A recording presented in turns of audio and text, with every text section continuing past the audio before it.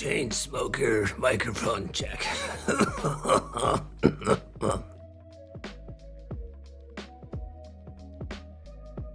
Okay.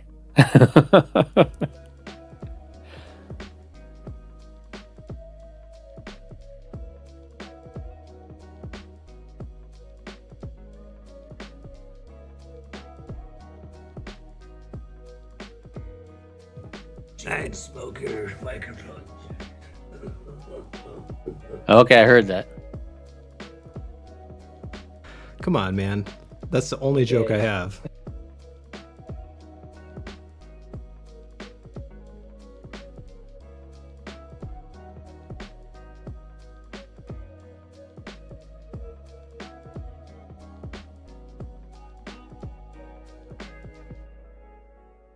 I think we're good. I think it's good.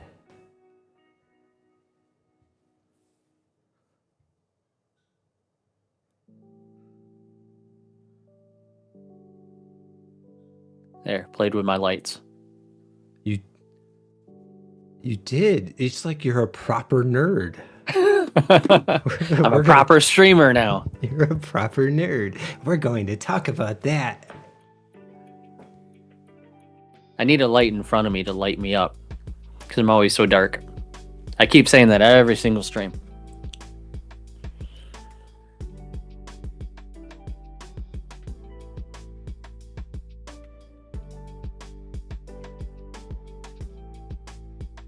So you happy with that thumbnail? Good enough?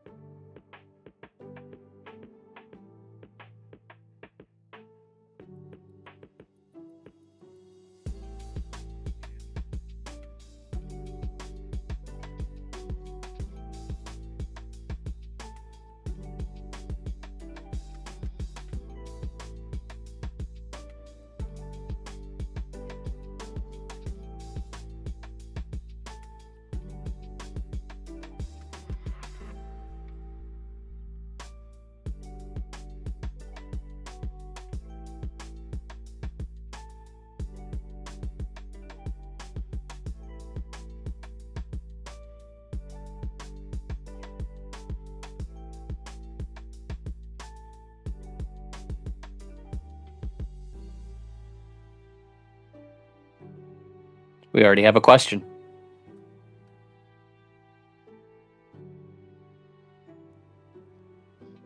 I'm glad it's not so why are you guys still streaming when nobody watches? Oh man, Remember I that got it. one? I do. Because a lot of people stream when nobody are watching. It's called Twitch.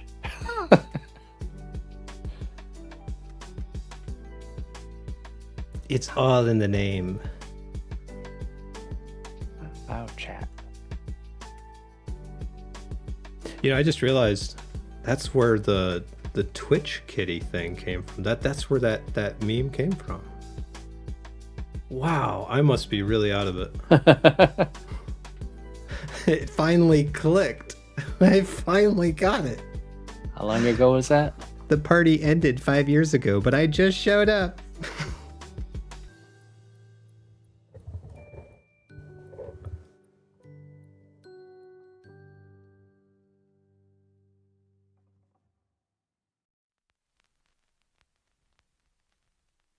We should do we need to get a live, just Rumble only, Rumble exclusive stream in for an hour.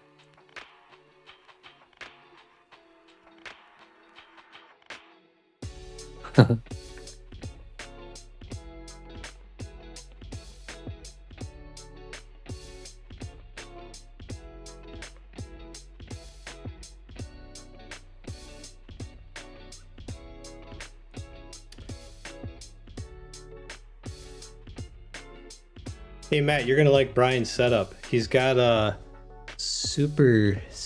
What is that behind you? Super something. He's got something behind his desk. A super something? I don't know what you're talking about. It's a blue bag. What's in the blue bag? A blue bag? They can't see it yet, so nobody can see it. We're supposed to be quiet, like Oh! nobody can hear us. That's the super greens. Does that give you like pancreatitis? Yeah. Super greens.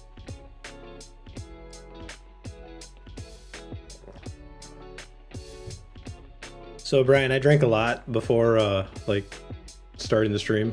It was my second cup of coffee for the day, and I had like a big protein shake. So I might have to get up like 16 times. I'll say like 5 words, and then I have to go. Mr. Smallbladder. I cannot hold it in. Well, when you drink like a gallon, where does it go? Fabulous. It is fabulous. I'm so fabulous. I'm so fabulous that we've made what? We actually got a paycheck. It's 100. It actually showed up in the bank. It's 120 bucks, something like that. 200 overall from YouTube. Is that our first? That's our first. Oh, hey. We need to do that video then. Oh no.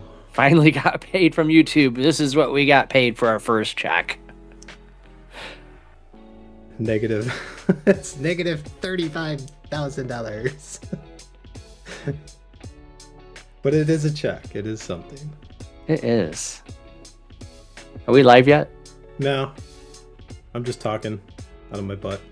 Why do we even have this like beginning screen thing then? If we're just gonna talk over it. Because we're actually live right now. That's why. Welcome back. Oh, everybody. Now he says welcome back. Hi, everybody.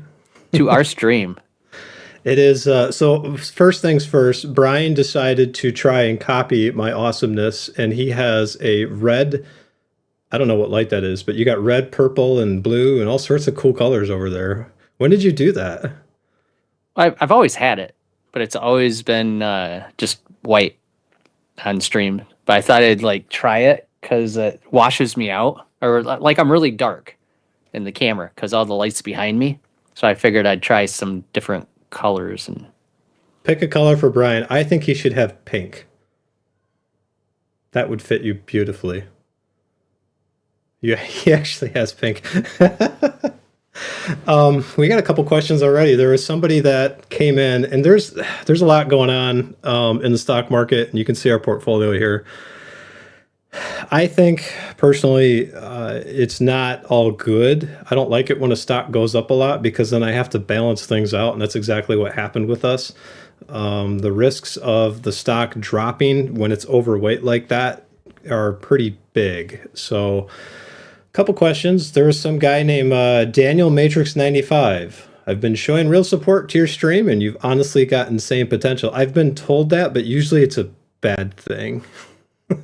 Like, you've got potential to screw it up really big. Yes, I do. He'd love to link you up with the top Twitch streamer, whoever brings in hundreds of thousands of live viewers. I don't know if it's like he's actually a fan or if he's just trying to get us to buy something, but thank you for the comment. We have another one. Wait. Was that on Twitch? Yes, it was. Holy cow. Our Twitch stream actually works now. Like, we figured it out. Tech guys actually figured something out. We have another one here from AZRTX. AzRTX? I don't know what that means. Arizona RTX. How come Ford stock hasn't split in a while, but the price is still pretty low? That's actually a very good question. We can get into that at some point. We probably should get into that before we get into all the other stocks, because we actually have to make some decisions today based on everything that's been happening. And then we got Matt, who's asking, are super greens good? No.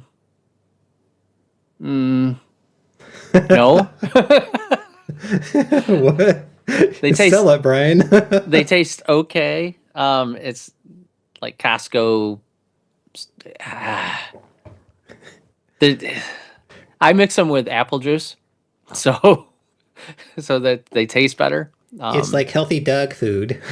It is. It's healthy, but wow, it's a little gritty. Like I got a hand blender and I blend it, but I don't know, man. I don't recommend them. So let me get this straight. You eat the stuff so that you stay healthy, but it tastes like dog food.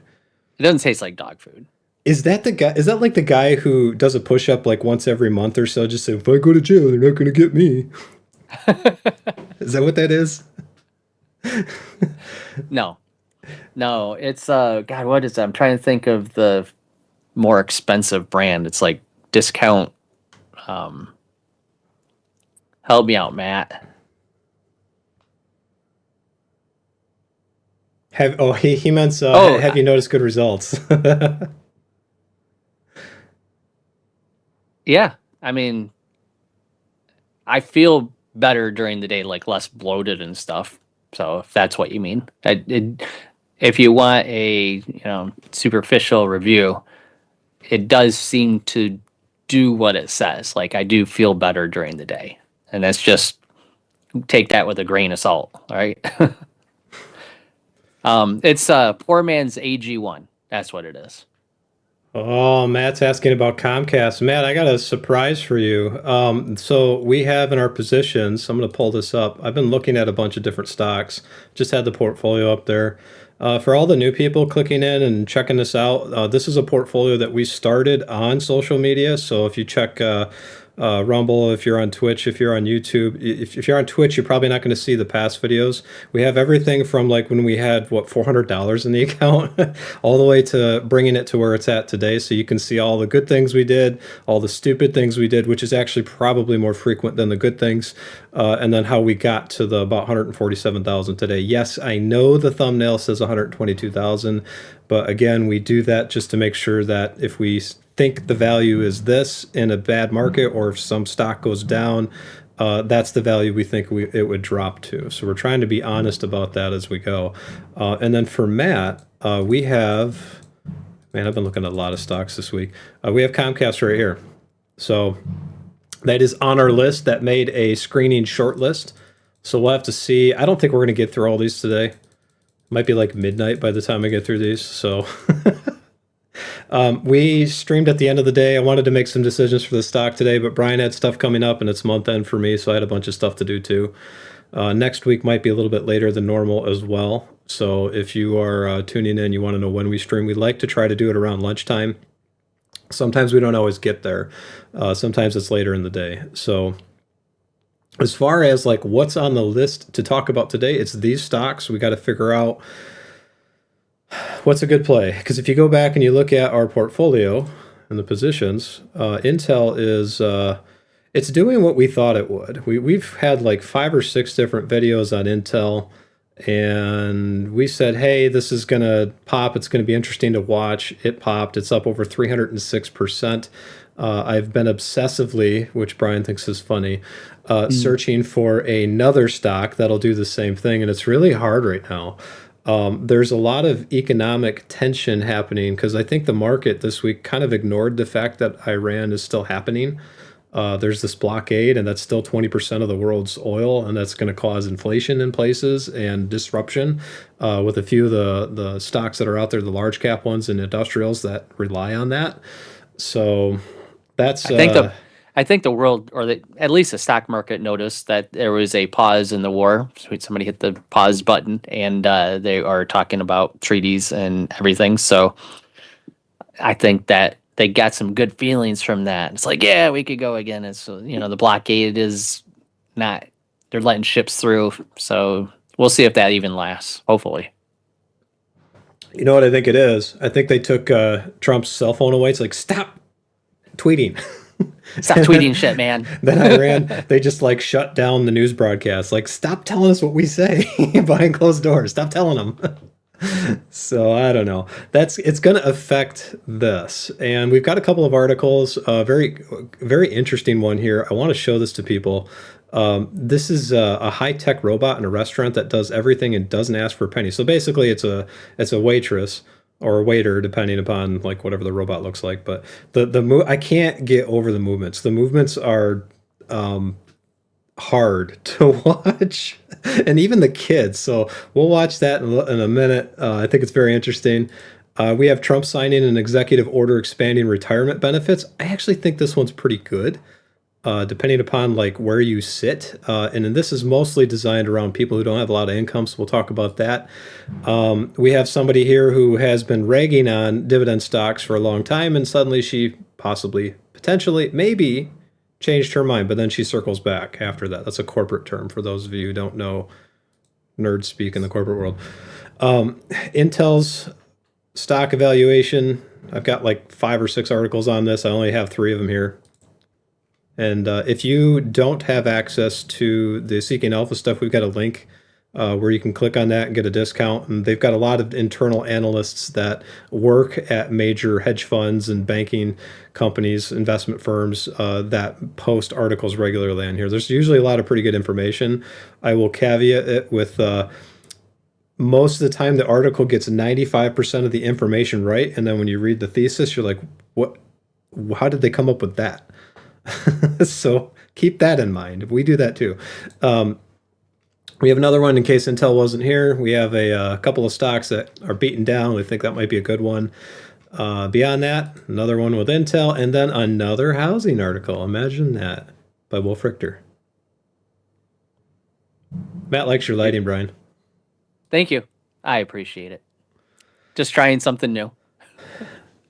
So we also have a couple other things, somewhat controversial. I don't think we're going to get into this, but the House relents. I guess we finally ended the DHS shutdown. Finally, that was a record-breaking one.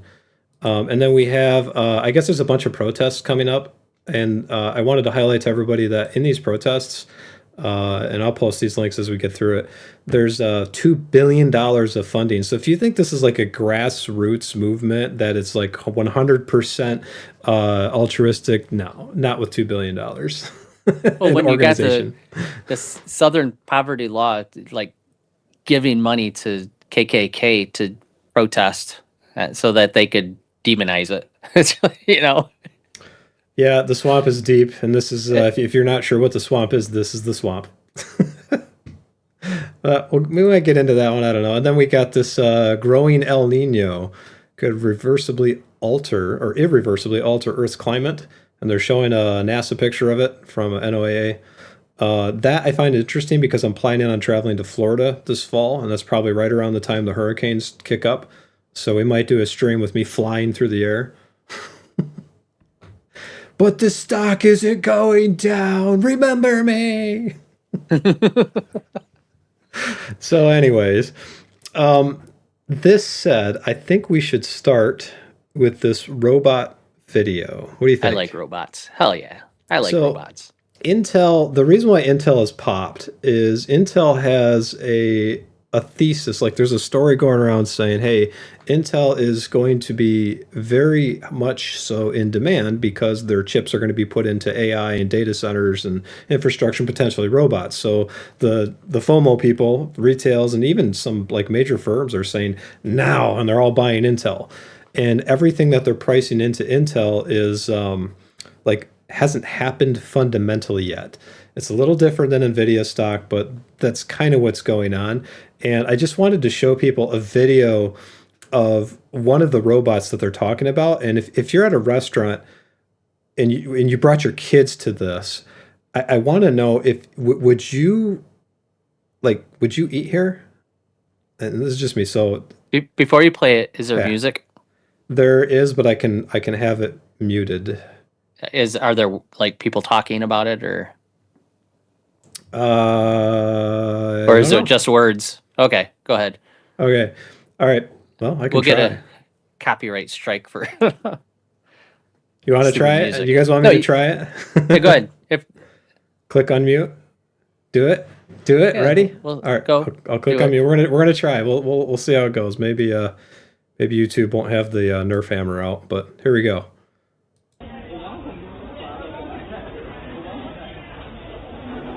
Look at those movements. Well, part of that's the video, but yeah. I thought he was going to kill that girl. Just going to push her down.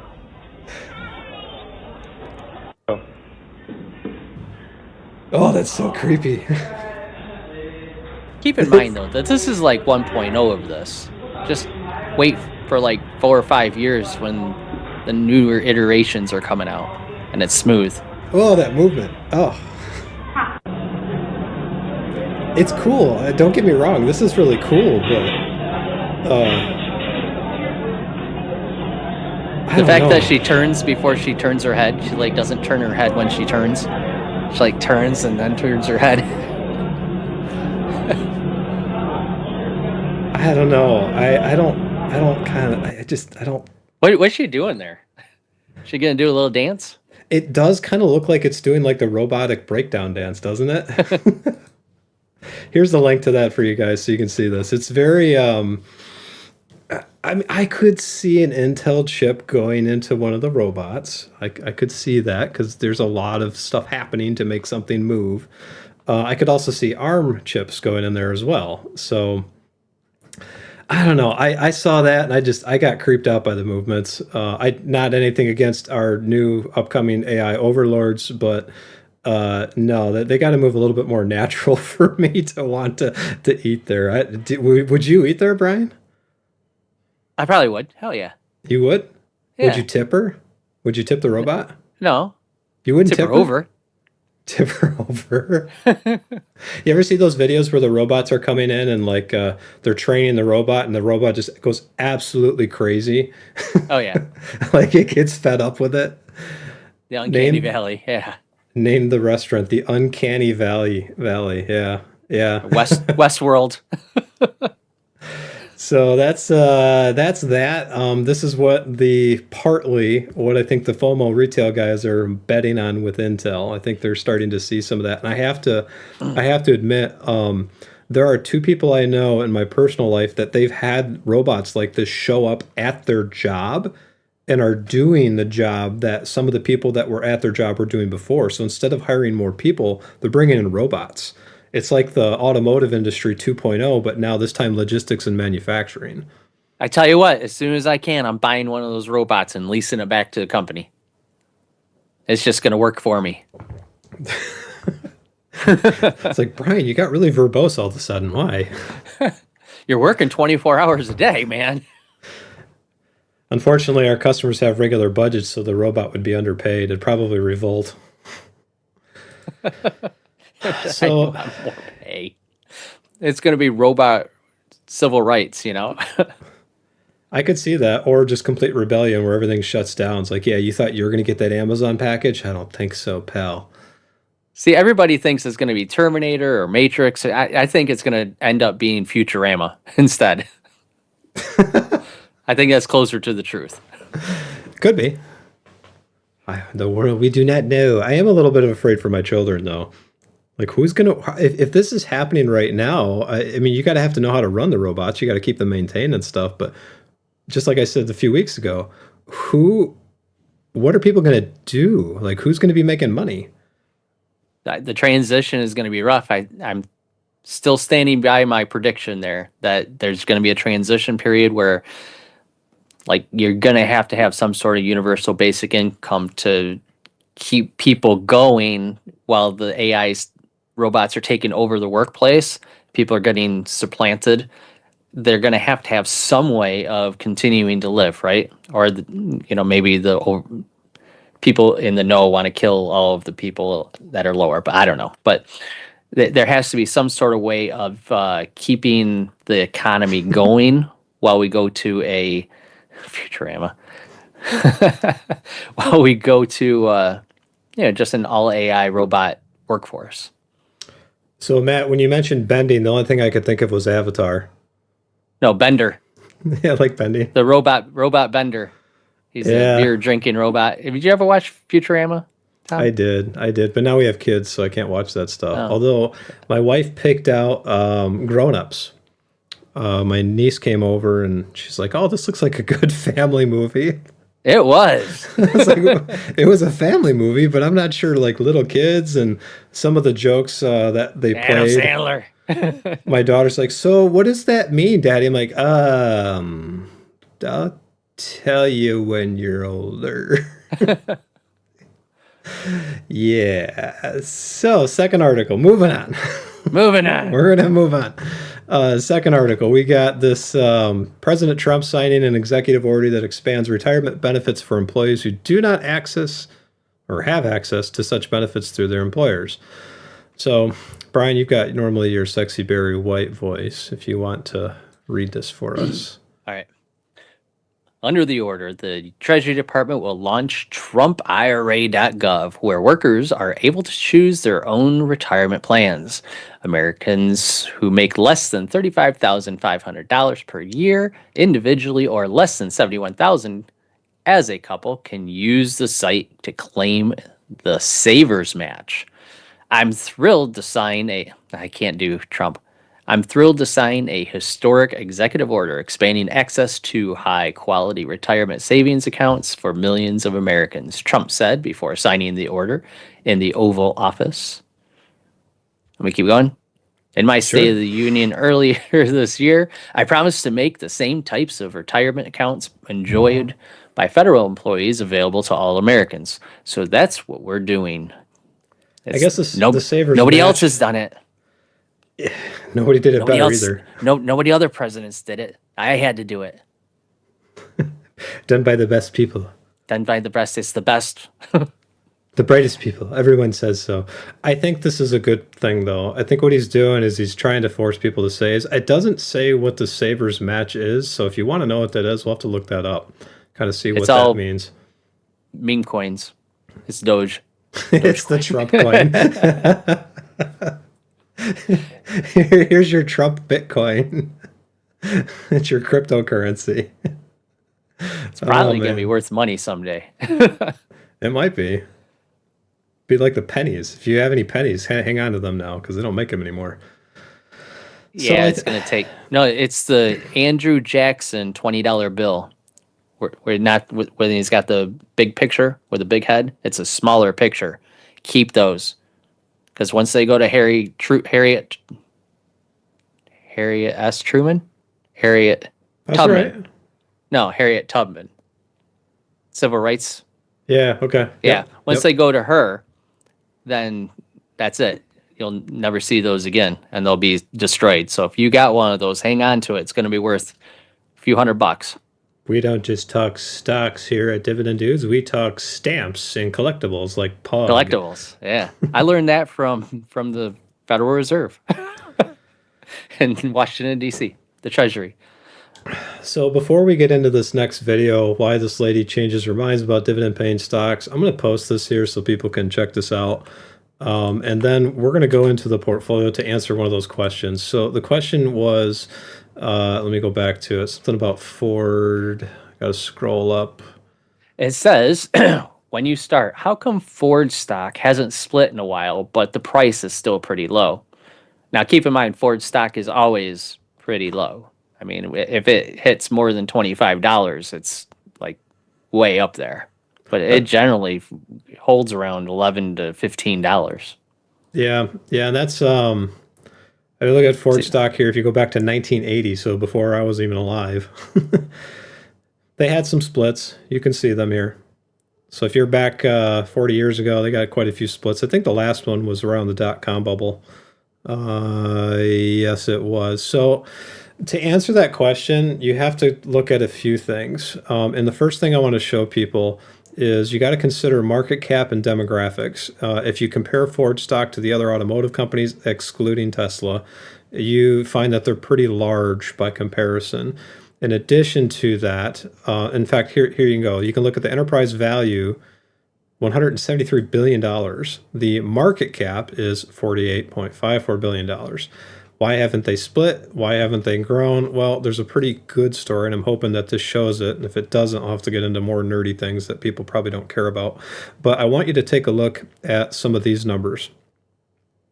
So if you look at the total shares outstanding, let me make sure this is this is annual. Okay, good. Ford has got a history of diluting their shares. Now, it's not usually a lot, but typically if you are kind of like an Alley Capital, what you're doing is you're spreading out all of that value, that market cap, between a whole bunch more shareholders. Now, these numbers look like, it doesn't look like a lot, but think about that. This is one company, and these values are in millions. So Ford has, right now, about 4.2, well, I can't really ignore the 9 because that's a big number too. So they got 4 billion and 209 million shares outstanding. That's shares that people own. They also have a union, and if you work there, you get shares of Ford stock. It's not a bad company, but their trailing PE ratio and the market cap, along with like the number of shares outstanding, are designed to keep the share price low. One, it's an easier entrance point. And then two, with regard to the shares outstanding, that dilutes it. So if like you were Berkshire Hathaway by comparison, and you're talking about what they do instead, Berkshire Hathaway and other companies, they do share buybacks. So they reduce the number of shares outstanding, meaning there's less number of shares in the market for the same amount of market cap, meaning the stock price gets pushed up higher. It used to be, I don't remember when they changed it. Maybe you can help me out with this, Brian. But it used to be where doing the share buybacks wasn't allowed. You had to claim gains on that, and then they changed it. Warren Buffett had a part to play in that, where they could do share buybacks, and you didn't have to claim gains on that. So it was a tax-free way of getting more money. But Ford... Yeah, that was in the Intelligent Investor. I can't remember what the year was, though. I think it was 80... It's something like, in the 80s. 88, something like that, but you'll have to check that out. The other thing to note, too, is that the automotive industry went through a major shift in the past 20 years, especially like the past since NAFTA happened. They retooled, they went overseas, they repositioned like all the labor. It used to be 100% domestic. Now it's like in 10 different countries. Some of that's starting to come back. They industrialized and roboticized everything. If you were to look at a Ford manufacturing line back in the late 1990s and early 2000s when the stock was still splitting, you would find a completely different industry. You would see a bunch of people on the line. They'd all be building things somewhat mechanically, but there was a lot of people there. You look today and it's like you can walk through and there's these glass windows inside the factory and you can see it's completely automated. Mm-hmm. All that stuff costs money. And you can see that and their debt reduction and the long-term debt issued showing up. So this is what I call a cap of demographics. And when you're looking at a stock, there's certain things that like how many people can actually buy a Ford car. How many Ford cars are out there? How many families are out there that would buy these things? Where's their most popular selling vehicle, like the F-150? All of that plays a part into how much money the company can get overall. So that and the industry has changed over that time too. So if you look in the 90s, it was Ford, GM, Chrysler or Daimler Chrysler, Toyota, and Honda. And that was really it. Yep. I think Kia was like a throwaway car at that point. But there really weren't a lot of players in the industry. Since then, Chrysler like imploded Yeah. and had to be saved by Germans, and GM went bankrupt. Ford, came out okay, but there's a whole bunch of new players in the automotive that are doing well. Like Nissan came back somehow from the dead. You got Kia that's really making some, good automobiles these days. Yeah. You got Tesla. You got what's the other one? There's another Korean. I can't remember the other one, but there's more saturation in the market now, so you have more of a choice. This is that point that you're making is exactly why Brian and I are so skeptical and nervous around Tesla. We don't think Tesla's a bad company, but once somebody does something innovative, everybody else takes note and they're like, ooh, let's do that too. And typically the only barrier protecting them is a whole bunch of patents. Right. And those patents eventually expire. And that's actually something we have to look at for Merck stock at some point, which, did I put them in here? I think I did. And again, if you ask Elon I Musk, did not. Tesla is a software company, not an automobile company. Just like Cisco is a software company and not a hardware switch router company. That's like one of our customers like, well, we're not just a gym, we're a daycare too. We're a whole bunch of things. Like, yeah, but like 90% of your revenue's from the gym. Yeah. You're mostly a gym. Is there a maximum $1,000 match for single and it says there's a, so this is regarding the Trump 401k retirement. It says there's a maximum $1,000 match for singles and $2,000 match for joint accounts. That's actually really cool. I'm beginning to think we should make Matt like a guy who works for us, just to look things up. I'm not working for those jerks. I'm retired. That's what He could said. he could monitor the chat. That's a good thing, Matt. The thing is like anybody who is not in the upper middle class, so the top 20% of the income earners in the United States, they own almost 80% of the stocks. Like the people below that, so you're talking 80% of the population don't really have anything outside of a 401k. So something like this is incredibly helpful for that. And I think it would, if people just understood how finance works, our economy would be just so different right now. Yeah. Tom and I have about $4 or $5 million invested between us, and we have 0.00000000001% of the stocks. That's why we want to go to the board of Tesla and sit down and say, hey, we're the dividend dudes.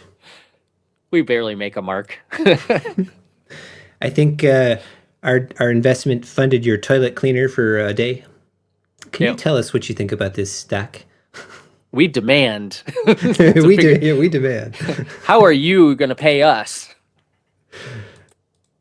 And that's when they give me a janitor's broom and say, yeah, the hallway needs cleaning too. Like, okay. What's your name again? Who is Not that Warren guy? Get rid of Buffett. him. No, Brian and Tom. Brian and Tom. We're Brian and Tom. We matter, sort of. Eventually, you're going to know my name. Eventually. It won't be famous. It'll be infamy. And then it'll be like, I don't want you to know my name anymore. Yep. How'd you get this number? So here's where we are at. I've got a bunch of articles here from Intel. I'm not going to read them off. I want you guys to look at these. Wait. Go back to the other dividend thing. What was the whole article then? Oh, this lady? Yeah, she changed her mind pro dividend stock, right? Yeah, she is. She's more, well, the problem is she's like backpedaling on what she said originally. And it's kind of funny to see her say that. She's actually a pretty decent analyst, but if you go here and let's see, go ahead and call me a flip-flopper. Let me see if I can get the... Yeah, all right, so basically in this article here, so before we move on to the Intel stuff, she was squarely on Team Total Return. Basically, I'll let you read this, and I'll explain why I agree with her sentiment.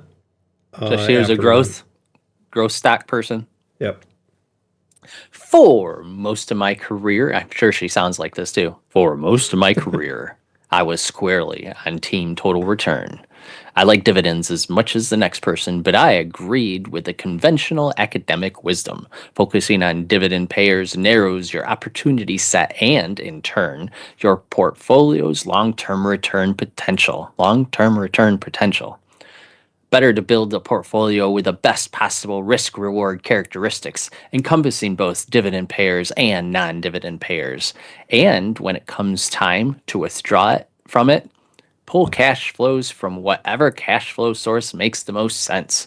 In some markets, that might mean spending dividends, and others, spending capital gains might be more advantageous. Huh. She goes and talks about the tax disadvantages of the dividend paying stocks versus the ones that don't. And she has a good point. Qualified gains does still tax you at about 15%. I get taxed more than that.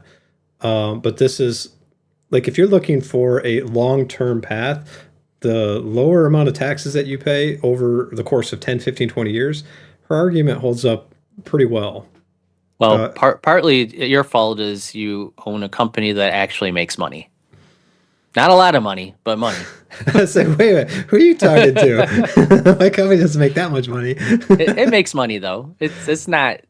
You're not going into debt. We survive. I'll put it. We that survive. way. We're Yep. surviving.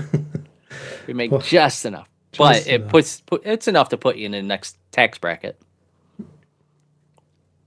I would contend that the investments play a big part of that too. So, well, if you quit spending them, you won't realize all those gains. Yeah, there is a part to that. So basically what she's talking about is team total return. And I've talked about this before, is what's the point of buying like an Anali Capital or an O or any one of the REITs or JEPQ, the high yield companies, if they're not paying you back from profits? They're paying you back from like equity.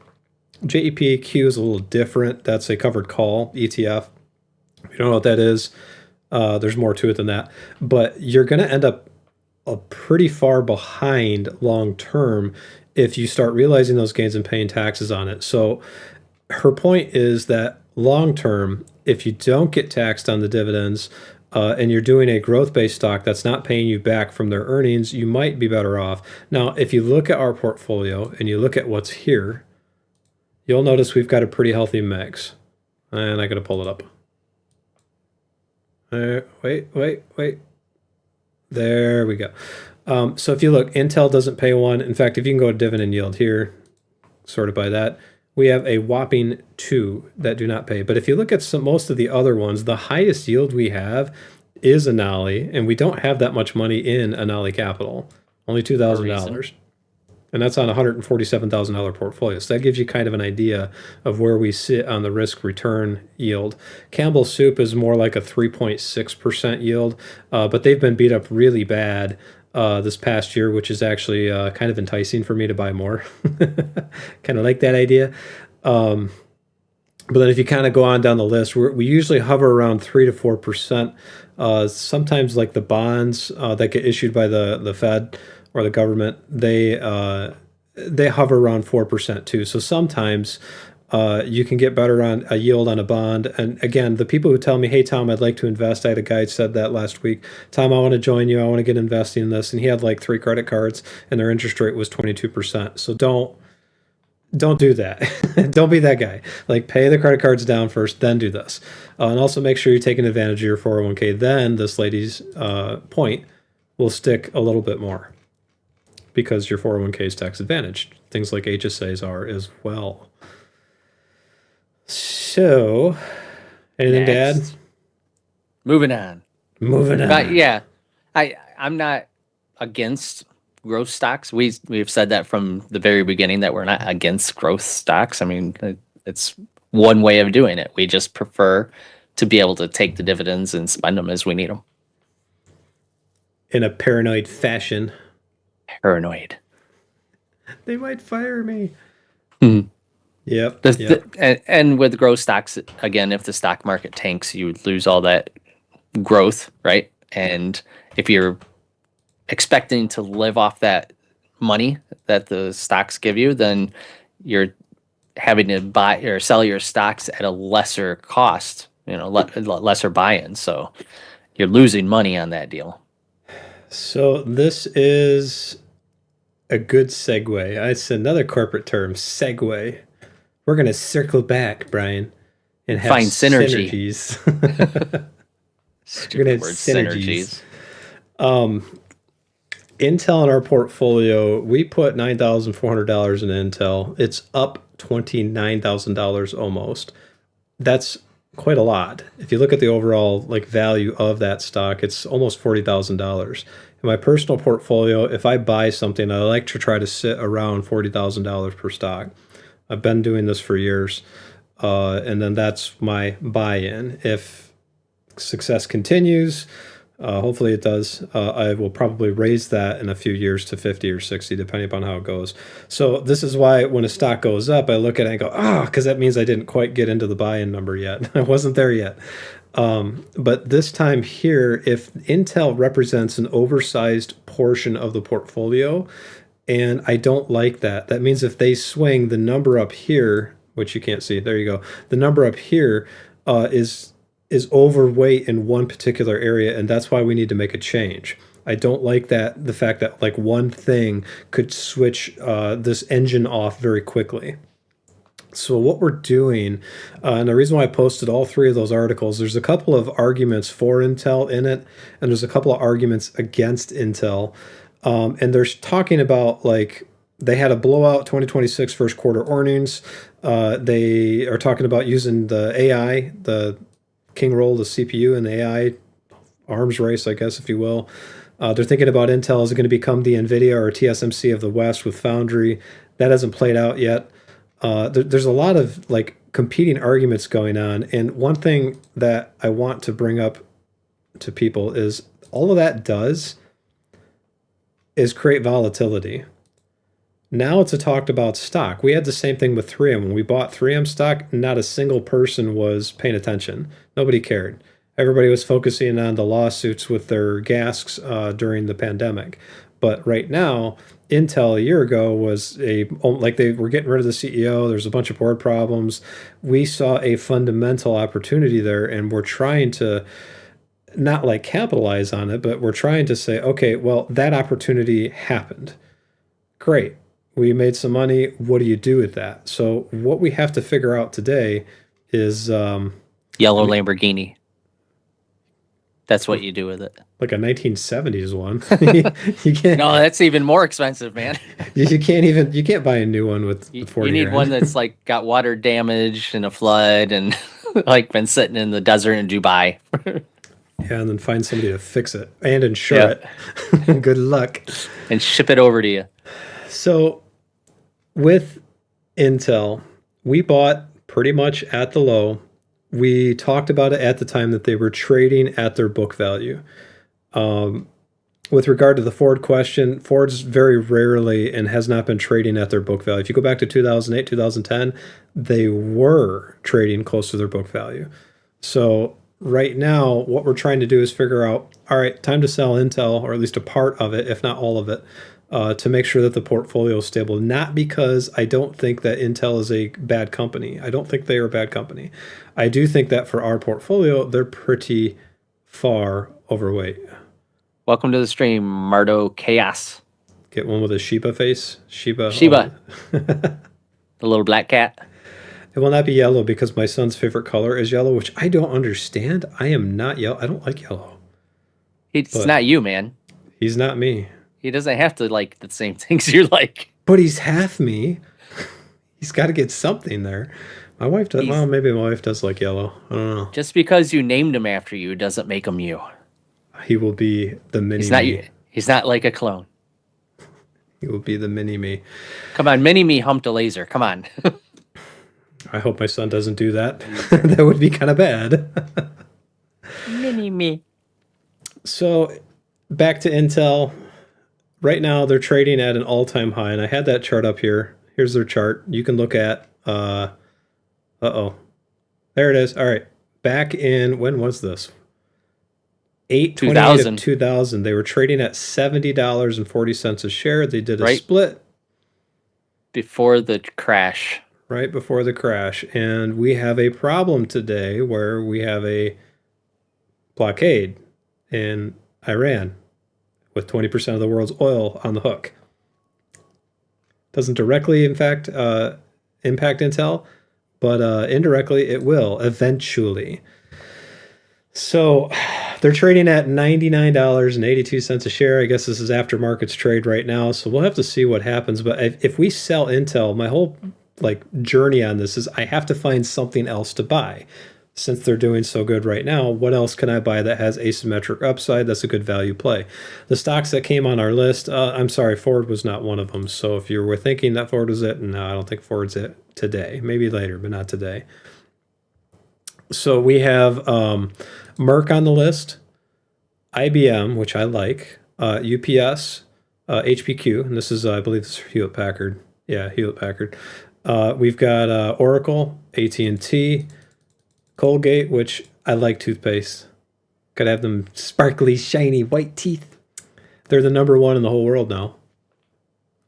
Disney, which is interesting to me. PayPal, Comcast, CRM, and then Fastenal, Campbell's Soup, and then a few of the other ones we talked about last week. Matt, I did look into General Mills a little bit more, and they Jizz. Say that again? Jizz. Giz. It's not the... It's No. Jizz. No. They're children watching. They might be 45 years old, but they're children watching. I can't say it now. General Mills. They have a bit of a contraction going on with I guess the consumer sentiment is hitting them the same way Campbell's Soup is. If I did not have Campbell's Soup, I'd be more interested in them. Campbell's Soup is trying to turn it around the same way General Mills is. I guess people are eating less cereal now. So less of their foods. That could change. Recessions tend to help that out a little bit. But I can't justify them yet, but I do want to keep watching them because I do think that that one is a good long-term play. I think their dividend's a little bit outsized and they're going to have to shrink that down a bit. So if you buy them, just pay attention to that. I think that's what's going to probably happen to them. Yeah, for cereal, I think the problem is the RFJ Jr.'s war on cereal. At least the ingredients. And he's totally against them. So I think that's part of what's going on with General Mills there. And the second thing is I think Celia over on Twitch is watching a completely different stream than we are. I'm a gamer too. Oh no, he's probably just checking it out because Mardo Chaos. Yeah. This game looks interesting.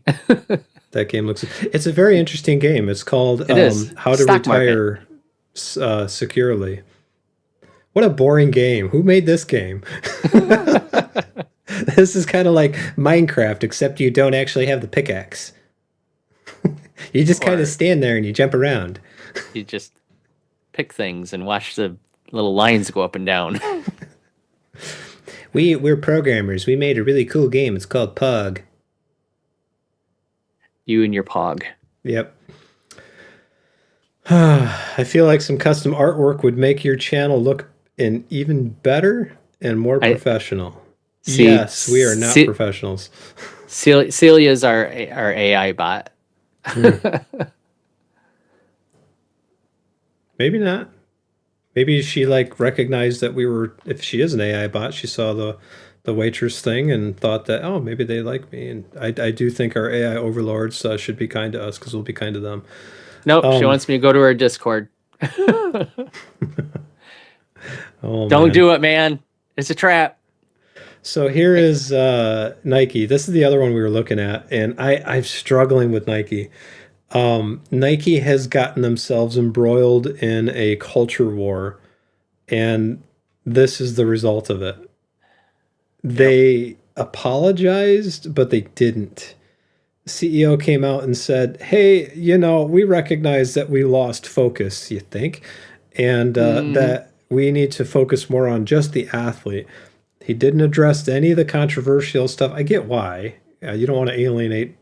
I mean, you say one thing, you alienate somebody, right? Right. So I get why he didn't say that, but there wasn't like any affirmation like, no, we weren't doing this transgender surgery stuff. There wasn't like all the stuff that made them lose market share. He didn't address any of that. And that's kind of take issue with that. So this is what happened. This is where the whole thing of go woke, go broke comes from. I didn't invent it, but man, they went from what do we got here? 5 years, $180 a share down to 42. Yep. I think they need to focus on innovation, getting back into what they do best, making athletic clothes for, higher end people. Their running shoes, their Nike, Air Jordans were a huge thing at one point. They need another Air Jordan. Right. Or they need to like compete with another company called Deck. And I think I got them in here. I hope I got them. Did I put them in there? Mm. So Deck is Hoka shoes, Hoka. Yeah, Hoka. Hoka. Yep. So these guys, Deckers, like pants and stuff, but they have been just eating Nike's lunch with market share, and it's been not really showing up in the stock yet. It's not really showing up terribly in the earnings either, but if you take a look at the 3-year chart, 5-year chart, you go to year to date, 6 month, they're doing okay, but they're not like trailing 52 weeks. They're below where they were before. And this is a company that's actually taking market share away from Nike. So one of the things I'm thinking as an antithesis, I do think Nike's a good asymmetric opportunity, but I have to see some things that like culturally or fundamentally change the argument away from that, because people are just going to stay away. You make a decision like that, they're just like, you know what, I'm out. And it's going to take a long time to regain that trust back. Nike should focus on making the Back to the Future shoes a regular thing and not just a novelty. Yeah, no kidding. That's funny. You can see here that their historical earnings, they're doing better. There is some asymmetric upside potential here. I even put it into AI. AI said, yeah, this could be it. And I want to do it, but I need some arguments for it. I need to see that, yes, they really are. And I'm going to be researching this before this week and next, the next week's stream when we actually do the purchase, to like validate, yeah, this is the one that you should be buying. Because if you look at their total assets, this is Deckers here. I've got Deckers pulled up. Look at this story here. There's their earnings. So here's their estimate. They thought they were going to be 60 cents a share, and then it went to $1.58, $2.76. Look at the chart. This is them taking out Nike shares because Nike did what they did. The price to earnings ratio, growth ratio is crazy low. And if you look at their assets and their income, that should show up here too. So this is not Nike, this is Deck. So we're going to look at their competitors right now. And this is the total assets. You went from basically $2 billion. I'm going to go through this quick, get my nerdy knobs out of the way. 2.1 billion to 3.6 roughly in assets. And the liabilities went from 723 to about 1.05. So those increased about the same metric. This total shares outstanding. Here is the Ford discussion of why the stock price hasn't gone up, where Ford shares are getting slowly diluted. You can see here that Deck, or the Hoka, I can't say the shoes, Hoka shoes. You can see that the total shares outstanding, man, I own the shoes. You think I know how to say it? Went from 167 million down to 150. That's financial responsibility, or a very good way to make your stock price go up without getting paid in capital gains. You can see their net income here. 5 years of net income, 383 million to almost $1 billion. Their cash from operations went from 600 to 1 billion. And they're paying down their debt, total cash from financing. You can see they're not issuing hardly any debt.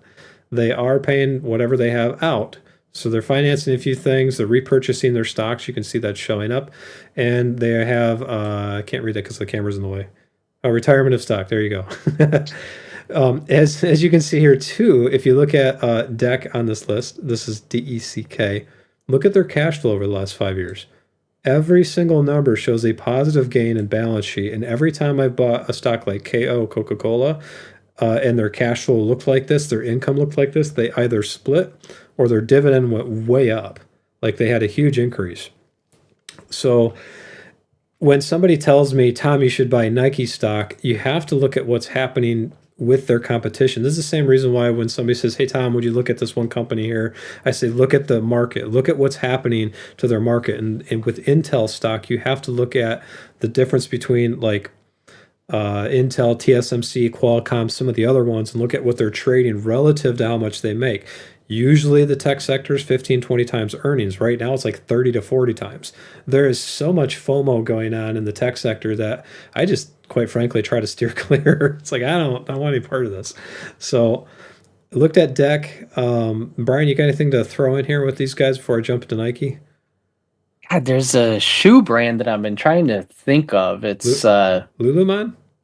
no, not Lululemon. It's it starts with a D. I've been looking to try and figure out what it is, but there's like a lot of people are wearing it. Ralph Or like DeLorean Corp? Ralph Lauren. That was on Friends. That's where Rachel worked. Ralph Lauren. Oh, yeah.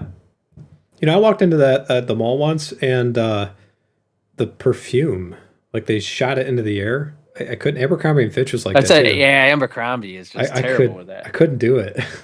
Like, if you got allergies, don't go into that store. All right. Well, like dad shoes or I don't know. I'll think of it. I'll find it. probably right at the end of the stream. Yep. No, wait, don't stop. Here's Nike. So we looked at DEC. That's the competitor that's eating their lunch.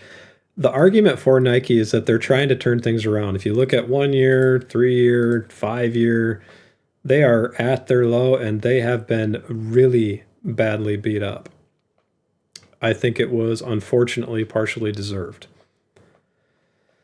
Sometimes they get beat up a little bit too much, but look at their earnings. You can see that they're very different than DECK. So if you go back and you look at what we had. Hey Dude. Hey Dude is a brand. Hey Dude? Yeah, Hey Dude. That's a That's brand? another one. Yeah. Can you imagine filing that with the IRS? Hey Dude. What's your DUNS number? It's Hey Dude. Hey Dude. Well, yeah, hi, but what do you... No. But yeah, that's another brand. See, I think that's one problem that Nike has. Once you screw up like this, there are so many different brands out there these days that will just pick up the slack. Because before, when you had your Nike Airs out, you had hardly any competition. Mm-hmm. New Balance and I don't know, there's a couple others, but at this point, there's so many other brands that could just pick up the slack. This is Nike's total assets, and you can see that they're losing slack. That's their total assets. You got their liabilities. That also, well, they've done pretty good considering what's happened to the stock. Their liabilities are down too, so I'm kind of impressed by that. The big thing here, and this is why I think there's some asymmetric upside to Nike as well. Look at their total shares outstanding. Some of this is because people are selling the stock. So keep that in mind. But you've got... Well, they're selling it back to the company. Right. You've got 1.578, so 1,578,000,000 shares down to 1,476,000,000. Man, it's hard to say, shares that are there. So they've not, unlike an LA Capital, some of the other IATs out there, they've reduced the total shares outstanding relative to the stock price still dropping like 75%. So that's like really good. The question I have is, are these guys going to like turn it around, and are they going to be able to actually fix the problem? And if they can, this is a really good opportunity. Are they better than like Hoka? Did I say that right? Hoka. Finally, Hoka. Yep. I don't know. I got Hoka shoes and I kind of like them. Total revenue, you can see they're pretty flat. And this is the telling story. If the revenue is totally flat and the stock dropped by 3/4, think about that for a minute. If you look at their operating income, it's still there. It did get cut in half this last year, and you can see them dropping. And you can see their where is I'm in the wrong one. Hang on. Cash flow. So despite the culture wars and despite the problems, they've been pretty responsible with their finances overall. They've been trying to pay down their debt to help the stock price out a little bit. It hasn't been working because of the culture war things. I think if they come out and they say, hey, yeah, we get it. Sometimes we make mistakes, but you got to include everybody in the conversation. So we tried to do that and it didn't work out. I think they might turn around. You might get some people forgiving them. Some people are never going to come back. They're just like, you know what, screw you guys, I'm out of here, and they'll never buy them again. You can't fix that, but I think over time that might be a good recovery story. If you look at their net change in cash, they have been bleeding some of that too. But look how much they had. They had $8.3 billion, and now they're down to $7.4 billion. I think they're going to be fine, especially if you look at... and they're a huge household name still. I mean, Nike is just everywhere. I am looking at their operating revenue and their cost of operation. Cost revenue. There you go. So their operating expenses are very high. Their cash cannot cover their operating expenses very long. But by the time you come in with their operating income, you look at all this stuff, they're on a pretty thin margin. So if you're going to buy this stock, I would not consider them a dividend paying stock. This is another Intel type stock. So do they like them. Have a dividend? I think they do, but I don't think if they keep dropping, they can afford to pay it. At least I thought they did. There it is. Yeah, there we go. 3.7. And they've been paying it. And there's your 9 to 12% increase every year. And if you look at what they're doing, this is exactly what I thought. They can't afford to keep paying that. So I don't think you're going to see much of an increase. The dividend's not covered by their operating cash flow, and their payout ratio is more than they're making right now. So this is definitely, you can see why they got beat up. You can see why they're having problems. You can see why DEC is eating their lunch. So wait, you can see why DEC is walking all over them. I see what you did there. Yeah, I won't quit my day job. Actually, I can't because we won't have a business then. I got to keep working. These were made for a walk-in. That's just what they'll do. So we don't have textile companies in the portfolio yet, and these are the two that came up. And my question is, do you buy both? Coke and Pepsi? Yeah, I don't know. I don't like doing that typically, but I see asymmetric upside for both of them. The problem I'm going to see with Nike, though, is you're not just going to have, and then you have to find out where DEC makes their shoes. I don't know if you want to do a quick search on that, but the tariffs are going to affect them if they make them overseas. And I know Nike has a very large overseas presence. So as far as the two like value mismatch stocks that we're looking at, these are the two that I'm thinking of. People haven't figured out that DEC is like eating Nike's lunch, and they haven't quite figured out that Nike realized, whoops, maybe we made a mistake, and now they're starting to turn it around. Intel had that same story about a year ago. Does that make them a good buy? That's what we're doing right now. That's why we're live. It says primarily China and Vietnam, and some in Indonesia, Cambodia, Philippines, Malaysia. So not U.S. That's DEC, right? That's not Nike? Decker, yeah. That's the same as Nike, isn't it? Well, and everybody else, right? Cambodia, man, they have like a really bad record of human rights violations. Well, so it's genocide. Indonesia and Philippines and Malaysia, Dominican Republic.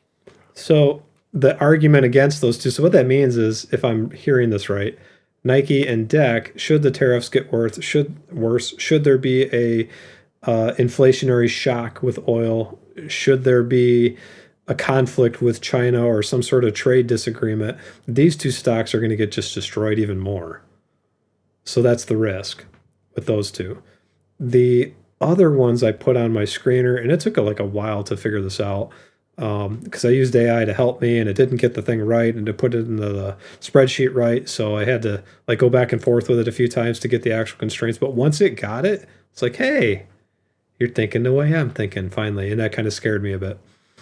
This is HP. So this is the next one we have on our list that I was looking as a asymmetric upside. And if you look at the ticker symbol, yes, I know I'm not a ticker guy. They're trading at about $21 a share, just under that. You have to go back to about 2018 to hit that number.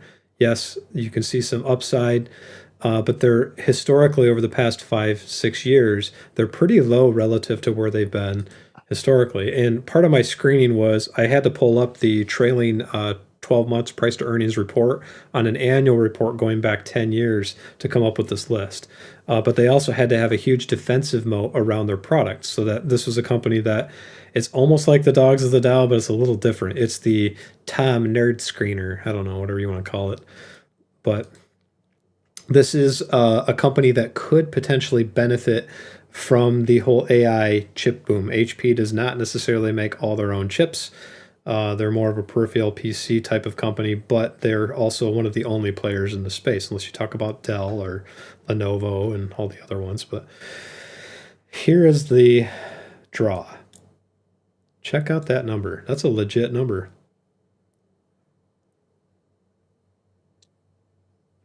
Good numbers. It's dramatic effect. You got to make a number exciting by having dramatic nerd pauses. So payout ratio 43%, dividend coverage ratio 228%. That means they're paying 43% of their earnings in dividends. That's a very healthy number, a little high, but very healthy. Dividend coverage ratio is almost 230%. That's great. Usually when you get to 300-400%, there's some red flags. So this is it's a healthy number. You can see too that the increase on these dividends have been very good over the past, like, what is that, 6 years? Yeah, it's 8 years. Yeah, Well, 8. I can't do math. Their earnings, very predictable, very sturdy business. If we look at their balance sheet, there's a couple things I want to pull in because the stock's kind of beat up. Just very quickly, we're going to look at the total shares outstanding. They have been decreasing the total shares outstanding. Again, some of that has to do with people selling their shares. You sure it's not people losing their little piece of paper that has the share on it? Oh, you mean like crypto? You ever seen that? Like the stock market got hacked again? Have you ever heard of that? Again? Like just recently? No, I don't think I've ever seen the stock market truly get hacked. Not, I mean, it got denial of service, but not like hacked. Or They somebody got was in it. redundancies. Yeah, they got shut down. Redundancies on their redundancies. You remember the days when you'd buy a stock and you'd actually get the piece of paper before Yeah. computers, right? You get Yep. the Yep. stack of papers for all the stocks that you own. Yeah. If you were trading stocks back in the 80s, you probably remember the metronome ticker. Oh yeah. I've been trading stocks since you were 2, and I'm only 43. And if you lose that piece of paper, you're done. You just lost that stock. It's gone. There is a registry, but it's It's like a real big hassle to get it back. There's forms and stuff you have to fill out to prove that you had it. On that same note, the brokerages that you have, the reason why I've got multiple brokerages is the government insures, or at least most of your savings accounts and banks are insured up to about $250,000 per account. Investment accounts are typically insured up to about $500,000, so depending upon what you've got. So if you have multiple millions of dollars, sometimes it's good to spread out a little bit, maybe not too much, but that'll protect some of your money in the amount of a AI apocalypse or whatever may happen. So let's go to, where are we going? We're going to cash flow. We're going to do that. We're going to do it. Cash from operations. So this is one of the problems with HP, why their stock got beat up. They had 6.4 billion. They're down to 3.7. We all know that story. People have been not buying as many desktops as they have before. HP's been trying to reposition, just like Dell. Dell has the same thing. But take a look at what they've done with their cash. They have recovered the past 5 years, and it's starting to turn the corner. Intel has the same thing. So if you've got Intel doing well because people think that like AI data centers and AI compute are going to be a thing, HP should, in theory, also do well because you need servers. Intel's chips go into servers. So there you go. We have another stock that's kind of around this same thought process too. We'll get to that in a minute. But so HP to me also looks good as a little bit more sturdy, maybe not as speculative as Nike and DEC. The third one fourth one, but geez, I count 2. This is why I do so good with stocks, is because I can't count. It said 1, but I bought it at 4. So here you go. This is Merck. We have this stock, and I think in our portfolio, I don't know where they at. They're at where are they at? Merck. They're in the top middle. I Stop. can't see it. Down. There they are. One. There. Up 30%. So we only have 4,000, well, 5,000. We got 5,000 in Merck.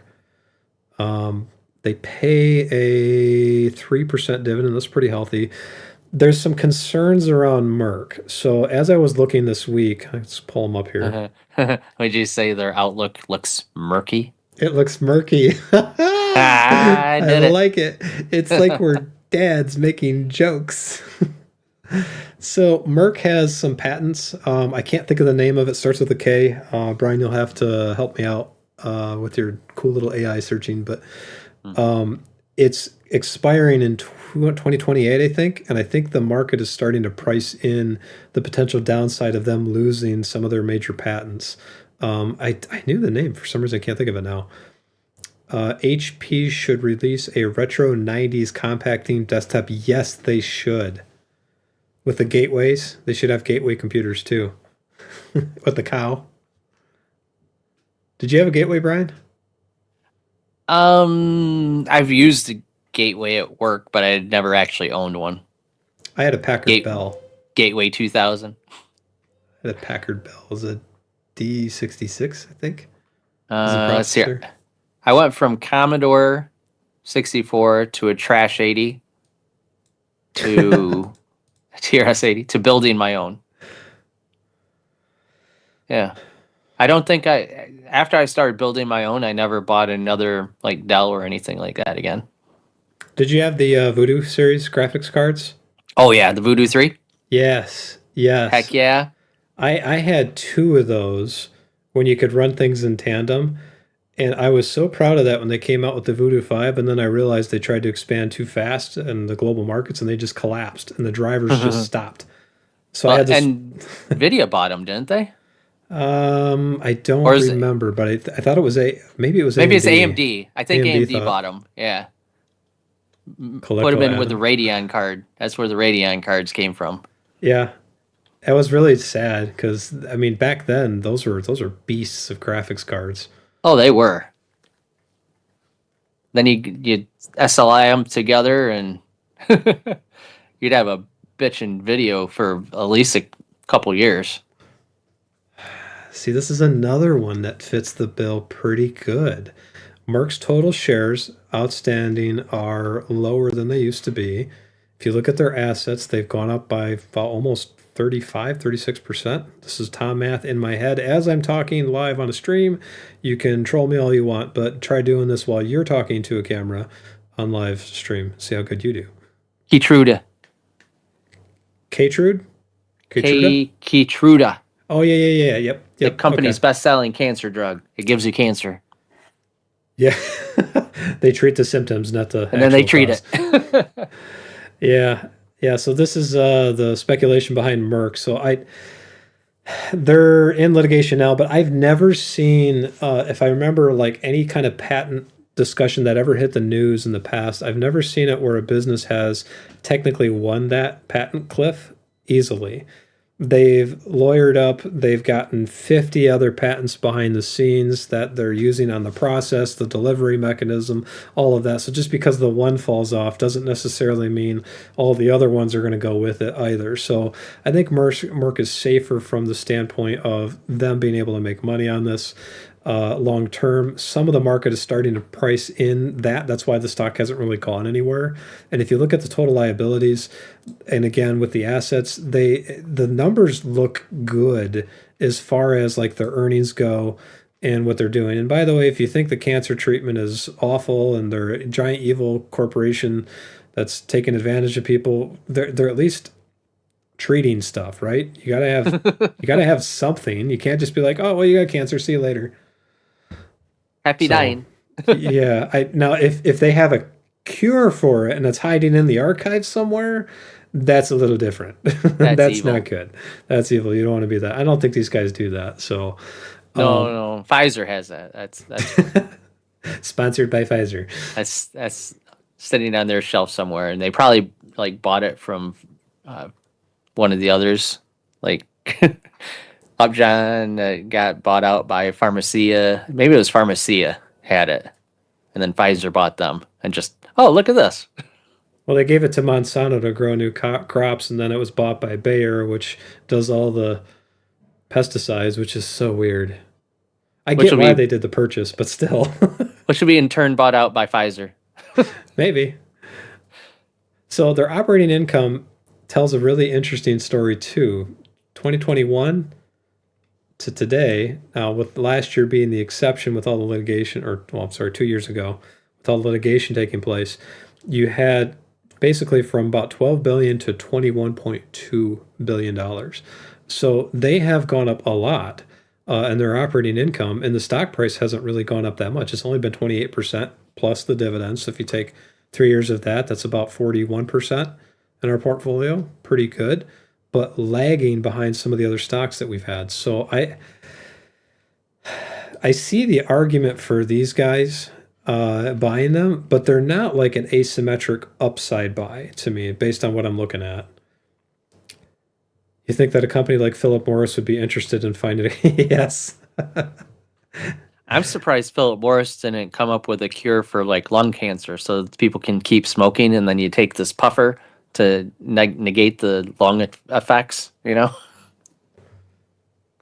Actually bake it right into what you're smoking. So like you've got the Yeah. carcinogen and then you got the cure to it like right behind it. So you exhale and you get the get the full New effect. Marlboro this this time without lung cancer. I think they're doing that with their candy. They're trying to reposition into like snacks and stuff. So, which is a good pivot, I think. Well, the vaping pivot didn't work out for them. No, and it's pretty obvious why. But okay, so this is Merck. Merck. I like them and I don't. I see it, but I don't think this one's going to be one that's going to have a huge jump like Nike or DEC could.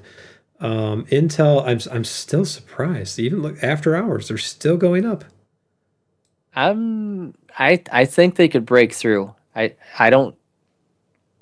There's a possibility they're not going to crash. They might be the next Nvidia, especially if Nvidia starts using their foundry. So what Brian just said is like he's going to become a meteorologist and say, "Well, folks, it could rain today." It could. It just kind of blows all over the place. Judging by the hole in the satellite picture, it could rain. There's some green lines here, and there's a yellow one that doesn't look so good. Boy, if you're sitting in there, I hope you don't live in a trailer park. All the projections show that it's going to rain, but it might not. Here's our satellite modeling showing this stock, and this one is actually weather. They own Weather Channel. This is IBM. Did you know IBM owned the Weather Channel? I thought Watson was like they were using it, but I didn't know they owned it. No, they own it. Oh, okay. IBM is like everywhere. It is. Because Watson's everywhere, Unfortunately, That's one you don't hear about that very often. You hear about the other AIs, but Watson was around for like way back in Deep Blue, Yeah. Yeah, that was the Jeopardy was the big reveal of that basically. Yeah. Where they took the top contestants and put Watson against the Jeopardy guy or the Jeopardy guys, and they beat it, but I think it was pretty close. No, they did it 2 rounds. The first round, the Jensen and whoever it was, they beat Deep Blue. But then, because the thing was that if my memory serves, Deep Blue had to be able to press the button to be able to answer the question, and didn't like nobody could help it. It has to be able to press the button, answer the question, or the answer in the form of a question, and do everything like a normal contestant. So they did the 1 round and it lost. Then they did some tweaking to it to make it react better. Oh, And that's right. Then it Yeah. came back and just killed them. Yeah. That's like watching a chess master get trounced by AI now. Yeah, it was having a problem with the button, and with like sarcasm and stuff like that. So it couldn't answer those questions quite right. So they tweaked the code, went back out, and then he destroyed them. Yeah, the top chess players say they won't play AI anymore. Computer. They say it just destroys you. Magnus, all the Kaspersky, they all of them said, it's just not fun to play against the computer. So that's a challenge accepted for me. I would love to see AI come in and help us out on stocks. At some point it will. So we have IBM. I had IBM stock. I did a bunch of stock sales in December, and IBM was one of them. I think Ferguson. I had 60,000, I think, in IBM, and I sold them. We don't have any IBM stock in this portfolio, but this is down to $232. This is one that was flagged in the search criteria as asymmetric upside. If I was to sell Intel, there's capital gains on there that we have in our portfolio. This might be one that we could consider to buy. And they could, in theory, compete in that space, but they're not really a foundry. I mean, this is more of like a AI data center kind of play that could take advantage of foundry, but not be the foundry. So there's... But most of we're talking IBM. I was gonna say yeah. most of HP's revenue comes from the personal computing space, laptops and desktops and stuff. They used to be huge in the server space and data center, but not anymore.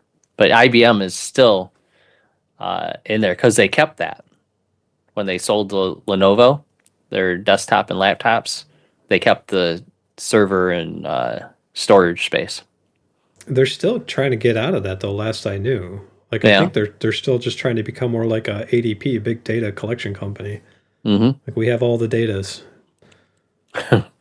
the best datas. Nobody does data like IBM does, and they do have a lot of data. They do, not quite Facebook data, or Google. They know how many times you went to weather.com. That they do. Total common shares outstanding. So they have been, they've been increasing, but not much. A little bit. It's not I think this is more the growth of the stock. If you look over 5 years, they've grown quite a lot. I don't see a value mismatch by what I'm looking at here. The total, well, I do here.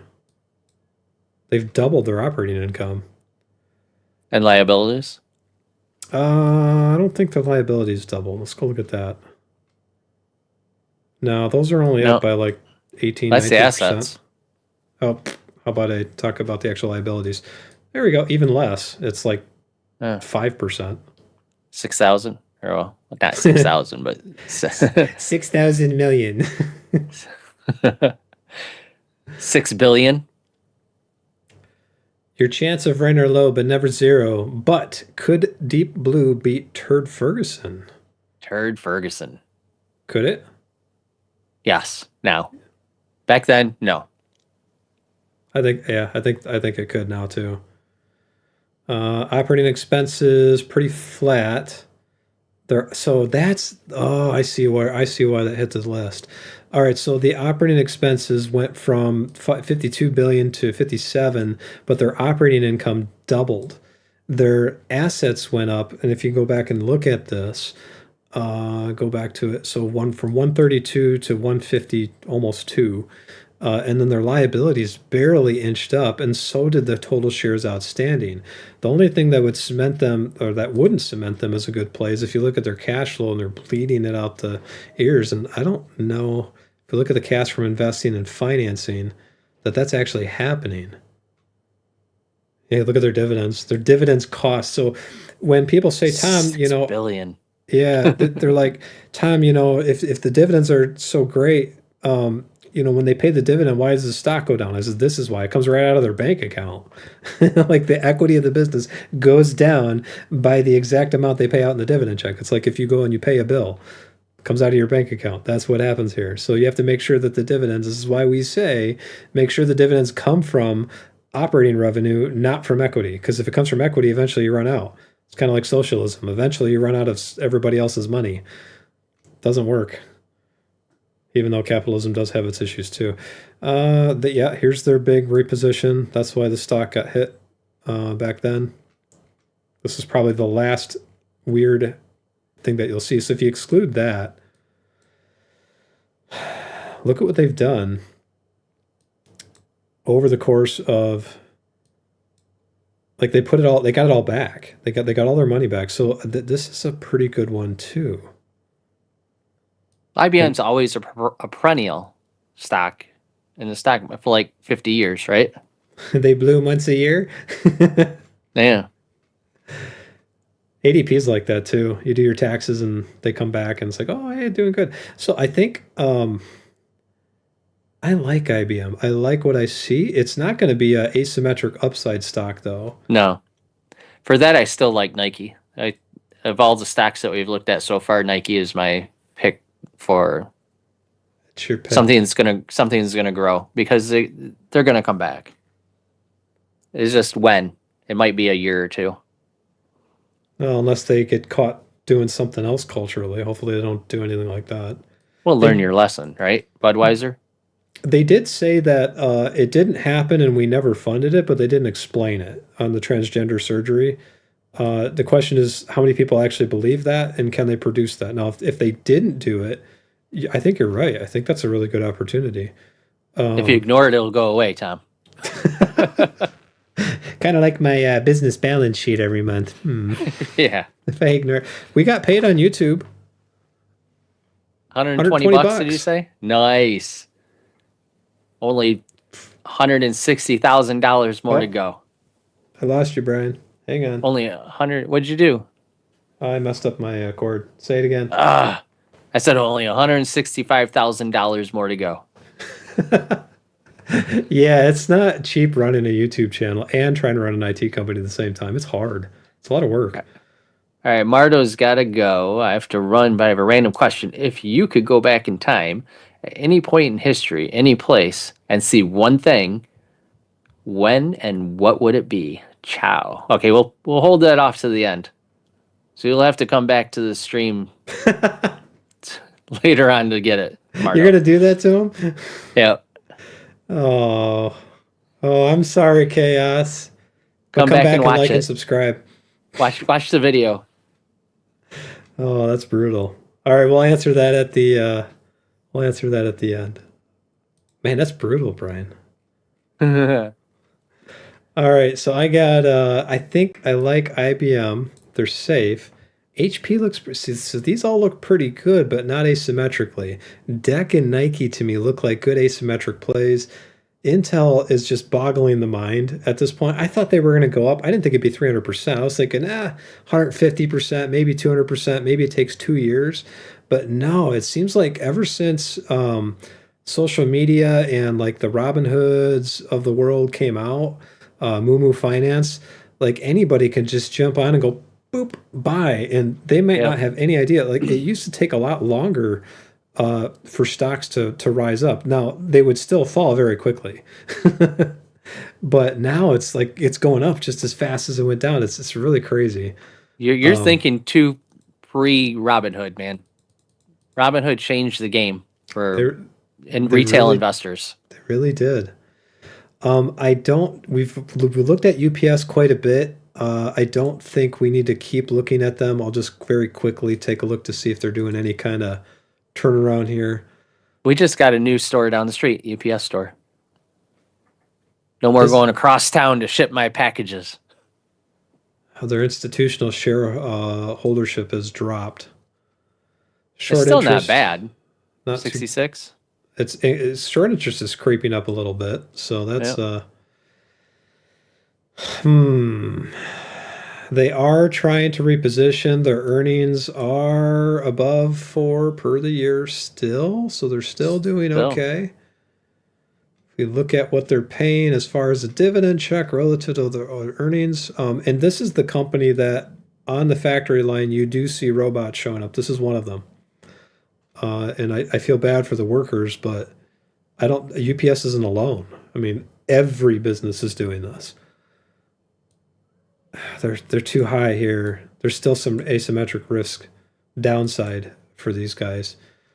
What are they in our portfolio position wise? Okay, bye, Chaos. Thanks for watching.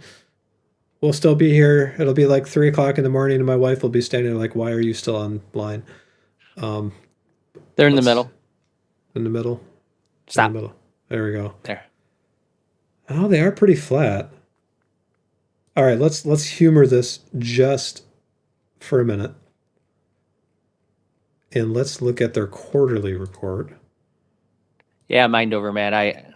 I agree. And I would ponder and say that we probably don't see $1 trillion valuation for a stock without that. If it was still just investors that you have to have a seat on the stock market in order to make a trade, I don't see that ever becoming $1 trillion, at least not for a long time. I don't see UPS turning the corner yet. I think they got another year based on what I'm looking at.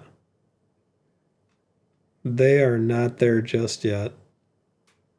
Yeah, and they're still bleeding. They will be. I think they'll come back, but I don't think we're at that point in the curve with them. So I don't remember how much we have. I just looked at them. I'm gonna go look at UPS again. See in the middle of the curve. We got 6,500 in UPS. So I don't think think that takes them off the chart for now. They have no reason to sell them. But let's see. Only 20 more stocks to go. Yeah.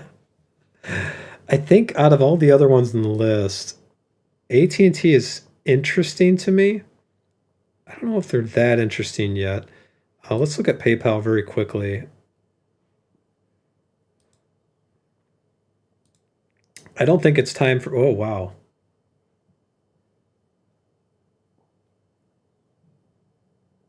.8, 86, 96. Yeah, okay, look at the numbers. Oh, that's better. This is fascinating. To me, most people are like, you're looking at numbers, Tom. Why do we care? Here's why you care. The earnings per share, gross adjusted, are going up pretty predictably And they're beating analysts. every year. Hey, look, dividends. Yeah, this is where like, hey, we have no idea how to spend our money anymore, so here you go. This was Elon Musk's company. This is what he sold to get into Tesla.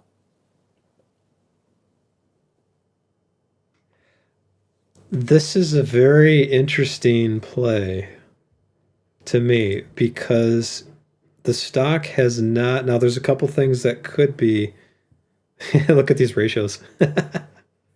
2% of their earnings are getting paid out, and they can cover it 4,000 times. So 40 times.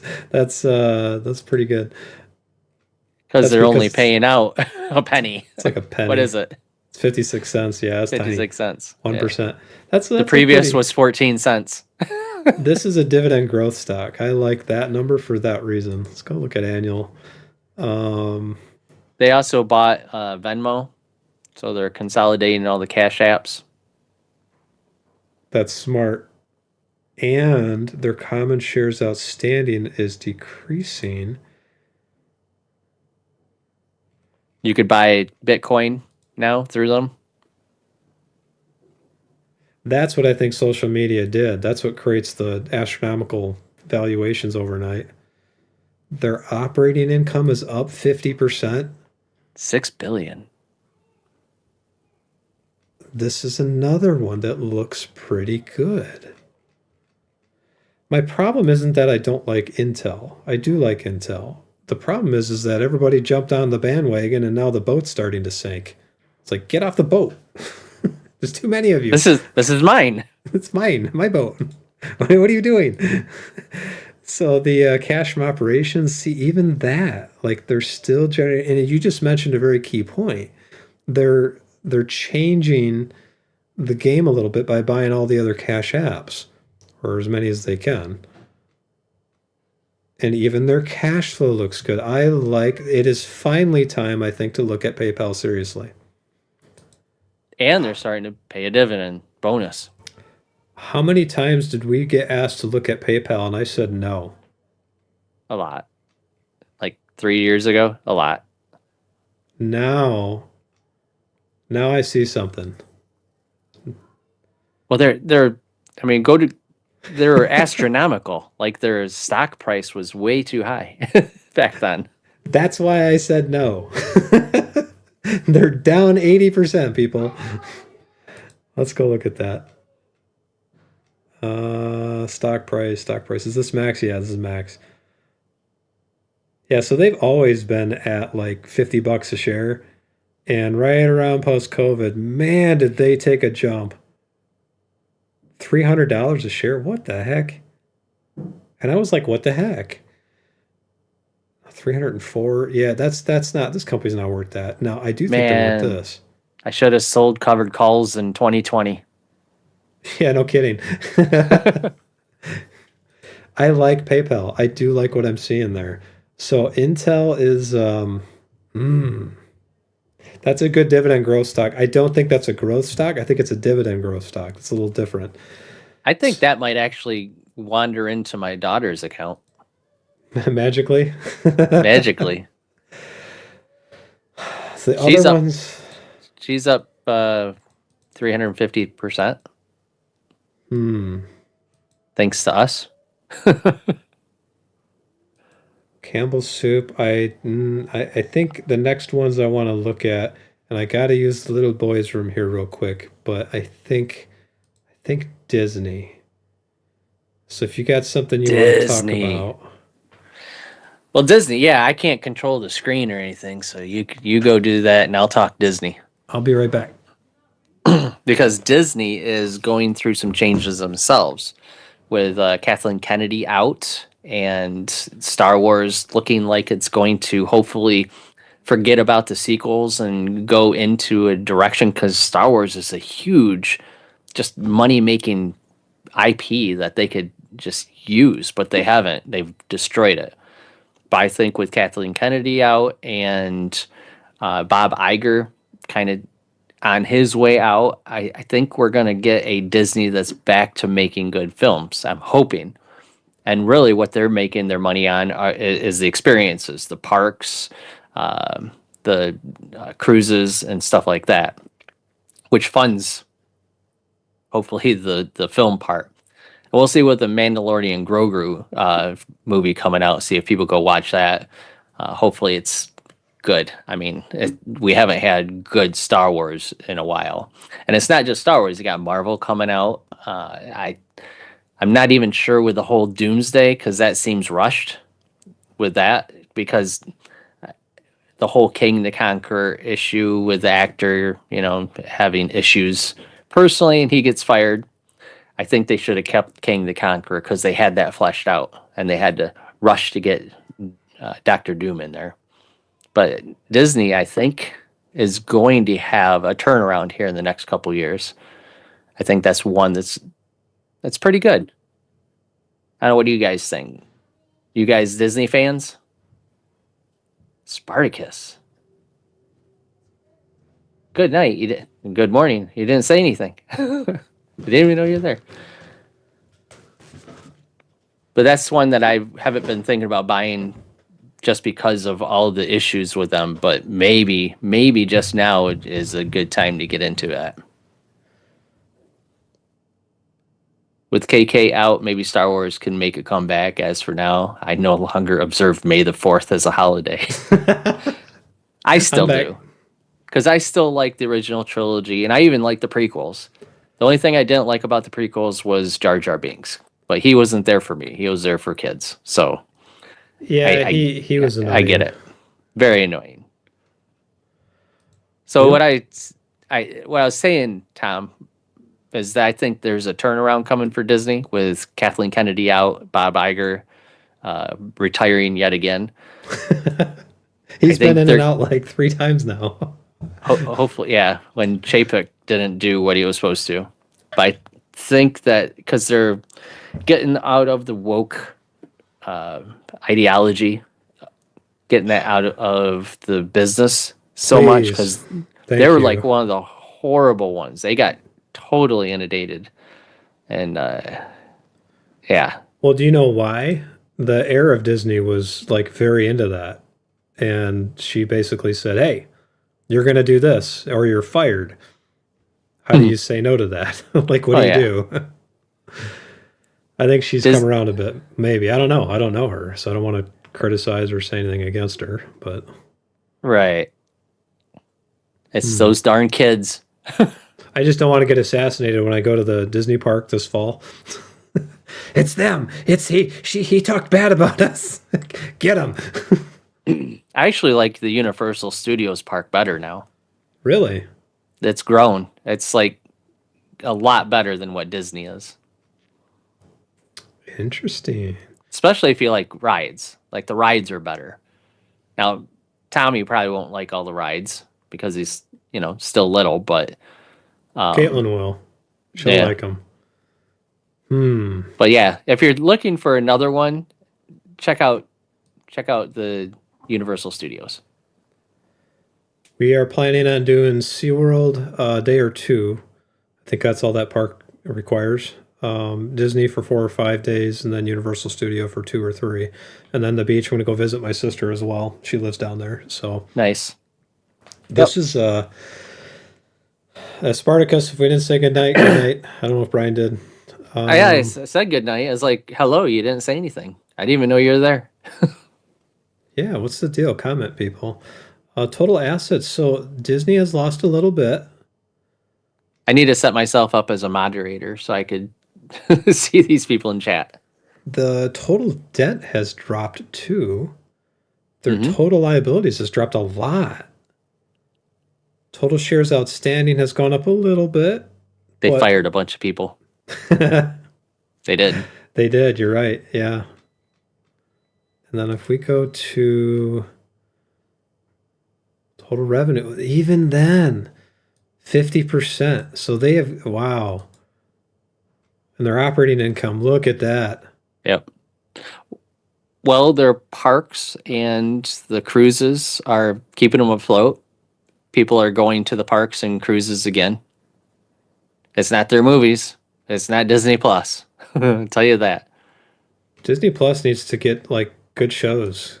I would watch. Yep. I'd buy an even more expensive projector than the one I almost bought. I'm gonna sidetrack for a minute. When you are a projector company and you're producing specs that say, hey, we have 7,000 ISO lumens, and then it calibrates to 3,000, I would call that lying. It's not lying, Tom. It does produce it. Yeah, but nobody can watch nothing but a white screen. So that's I totally would have bought the projector I was looking at, but the marketing hype is so brutal with those companies. I thought you said you bought it. I did, but then I canceled the order because I saw a professional calibration. They finally, like a couple days before the units started shipping, all the professional views came out. And they're pretty good. I mean, it's a really nice projector. It's probably better than the one I've got now. But like they all came out and every spec sheet was down, down, down, down. But the colors are amazing. And I don't know. I can't give up LCOS or XRD. Like the nice Sony and JVC for DLP. I just can't do it. If it wasn't a DLP projector, I probably would do it. But anyways. I tell you to wait. I did. I waited. No, you didn't. You bought it. I didn't spend any money. I got the $50 reserve. I didn't spend any money. The facts changed the future, Brian. They changed my story. All right. I was a good little greedy boy. And Matt, thank you for catching that. Oh, yeah. Disney Cruises. They've been having a lot of incentives with those. Keeping them afloat. Spartacus, this week I just bought SON. What do you think of it after the fall? Well, I've got a son, and he's a pretty good kid. I don't think he's for sale, though. I think he's talking about Sunico. No, that's SUN. That's SON. I used to have Sunico. Sunico. Yeah, I used to have this one. I used to have SUN. So you can get oil and gas pipelines, which is a partnership if you buy them. And then SON, that's containers and packaging. A little different. They're a little different. Spartacus, we'll get to that in just a second. I think I want to get through all the ones we have here, and the Comcast was one that we had to look at. We did just look at Comcast, though. Let's see what they've done since we've looked at them last. That is why we did not buy them. Is there a play with Comcast and Warner Brothers? Did that happen? No. I heard there was like it's like a rumor mill that they might try to jump in there, but No, it's already been set for Skydance. okay, that's Paramount. what I thought.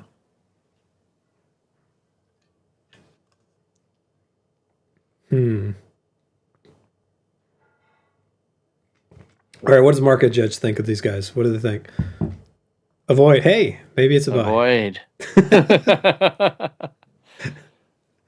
One of these days, we're going to get one of the Market Edge guys on the show with us, and they'll probably refute everything we say very eloquently. Probably. Make me look really stupid. Look at that. I know Comcast is deeply getting into the fiber game, like AT&T. Yeah, they have to. The attenuation rate of copper only goes so far on coax. Right. That's going to be a huge headwind with costs. Mm-hmm. You're going to see their operating costs go way up because of that. AT&T had that same journey. AT&T is starting to come out of that, but they're still, I mean, you're talking like nationwide, massive project. That's not going to happen in the next 2 years even. That's going to take a long time. Oh, yeah. To bury all that fiber. So these are flat. Total assets, liabilities are flat. Shares outstanding. They're down quite a lot. They're down, yeah. Quite a lot. That's really good. We've looked at them recently, so I'm going to very quickly just look at just remind myself. Operating expenses are about flat. Operating income's about flat. So nothing's changed really that much. And this industry, it didn't used to be very regulated. Now it is very heavily regulated. This caps their upside, but it also caps their downside because this is something that, like, quite honestly, if you don't have internet, you're probably not employed. Like you kind of need it. But with that, look at what happened over the past 5 years. They've done really well with their cash flow, everything else being equal, and especially with their shares outstanding. So that creates some pretty good upside potential. If we go and we look at their quarterly, Comcast owns Universal Studios, yeah. Yeah, they do.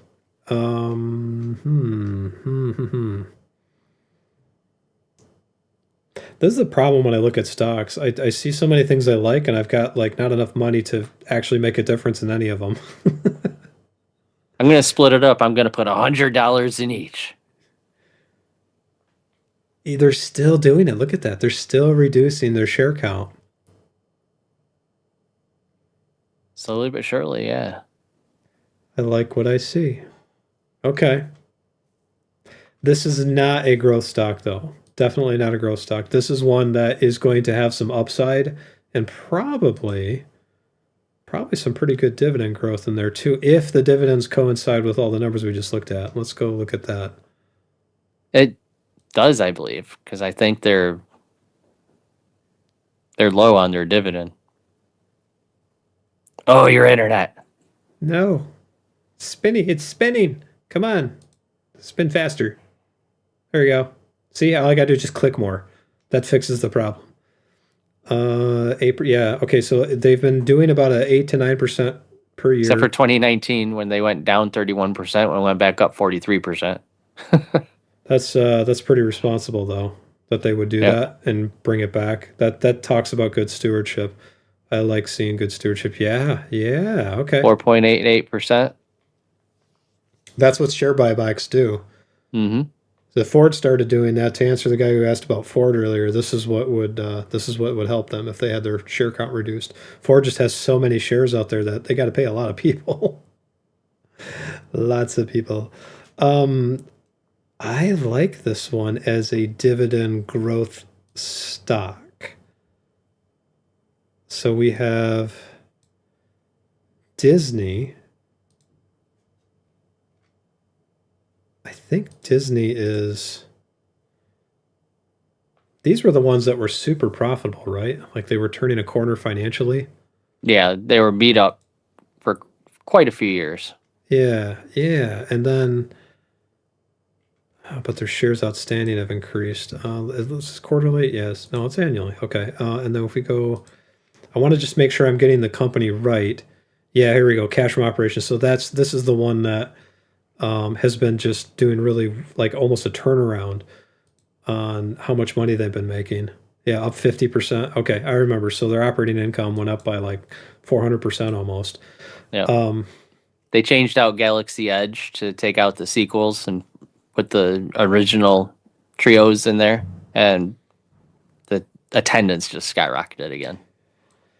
so what I see here is I think I'm gonna wait on Merck because of their like we got to find out what's going to happen with their patents. I don't think I should sell them. I think they're still undervalued based on what they actually do. The growth stocks I see here, IBM is probably not much of a growth one, but more of a dividend growth. Pretty solid play. HP is another one like that. PayPal is another dividend growth. I think between the three, I like PayPal the best right now. Disney as well, I see. I mean, the stock price, I don't see them going cuckoo bananas. I think that's just going to stay flat, but I do see the ability for them to pay more in dividends with that operating revenue. It really depends on what, to me, Disney really depends because they do the cruise lines, their parks are there. If people get squeezed by the conflict with Iran and the inflation that comes with it, that's going to affect Disney profits negatively. Subsequently, I think, or subsequently, Dude, think, you said it right. Mimi. It's a Mimi stack. I think IBM probably wouldn't be affected by that. So between Disney and IBM, I think Disney, this is my opinion, I think I should wait just a little bit longer. I think this is more economically centralized than the other ones. A lot of people spending, or at least discretionary spending, will come to Disney if they have it. I don't think a lot of people are going to have it within the next 6 to 9 months. That's just me, though. What does Brian think? I think you'd be surprised. Maybe. For upside, though, between Disney and PayPal, what do you think? I think PayPal has more upside, I think. Yeah, we'll have to probably come back to Disney. I do like Comcast, though, too. Comcast looks... So Disney's out. Look at Comcast. I like Comcast's dividend. I think I would put them in as a foundational. And they're down 50% over the last 5 years. And every number on their chart looked good. Better than General Mills right now. General Mills, I think there will be a day for them. I don't think today's that day. I think Comcast looks better than Nike at this point, too. Oh, really? Yeah. Really? Why is that? What Comcast is doing with their fiber, I think gives them a better chance at more growth. I think Nike has more years to get their reputation back. Comcast doesn't have that problem. I would agree with that. What do you think that's going to do to AT&T stock? Because we have AT&T stock. I don't think it hurts it. This is where Brett gets on the phone. Hey, quit talking bad about us. We did not buy yachts. Just like there's enough room for Coke and Pepsi, I think there's enough room for AT&T and Comcast. All right, so what we're going to do then is I'm going to close out these. Campbell's soup is fascinating to me. We'll take a look at that in a second. I think you look at the Oracle. Yeah, I want to take a peek at these guys because they've been... So Oracle is the owner whose son owns Skydance and bought Warner Brothers. So that's part of the same family. Skydance. Yeah. One of the guys that our church had a thing for has a house on the lake, and the company he owned was Skydance. I don't think it's the same Skydance. It might be. It's a ridiculous house. Yeah, It's like a $5 million house. Skydance Paramount, right? Yeah. Because Skydance bought Paramount, and then Skydance Paramount just bought Warner Brothers. Yeah, on Lake Mac, it's probably one of the nicest houses. I would not be surprised because I know he's got more than one house. Okay. Oracle does. No, that's just like Comcast. All right. Man, it took me like a whole year to get the constraints rate for it to finally pump out some things that were interesting to me. I got it though. Assets are up about 25%. Liabilities are up about 20%. Total shares outstanding are flat, a little bit down. Cash flow, we're going quick. I'm going quick, Brian. Total cash from operations is up 25%, actually 30%. Ooh, okay. Cash from financing. Why are they raising capital? Well, they just had to feed Skydance to buy Warner Brothers. Yeah, okay. There's their purchase. I like what I see with these guys too, but I can only pick so many. I don't. Between Well, the two of them. even if we sell the profits from Intel, I mean, we couldn't split it enough to make a dent if we bought too many stocks with that. Yeah, and I think Oracle is not in a position where they got cut in half, like they got kneecapped like Comcast did. Their numbers look good. I think this is a solid play for just stability, but I don't see the asymmetric upside right now. And like I said, if you had Oracle back in 21, you're doing just fine. And you probably will continue to do just fine if you hold on to them. So that takes them out. AT&T, why does it say $26 a share? Did they just... Oh, that's right, because they're... For some reason, I thought they were 16 again, just magically. Colgate, I think I did some research on them before the stream. They are... You're paying a premium for stability, and I don't think that stability is going to go anywhere. That's the definition of stability, man. Yeah, I'm trying to find... I like Colgate. I want Colgate in our portfolio because they've been really good to me. Just look at what they do. It's toothpaste. You got to have toothpaste. But I'm trying to get in at an inflection point where they're like right here. You see where they're at $75 a share. Man, last October, I should have been looking at them. We looked at them, I think it was August or something like that. Yeah, it was around their high, and I thought, no, they're too expensive. And what I should have done is I should have kept looking because then they went back down. It's like, oh, that's a good time, and I missed it.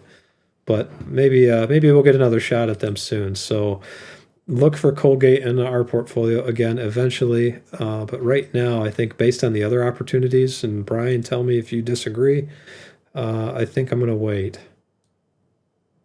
I'm going to wait on these guys. Okay.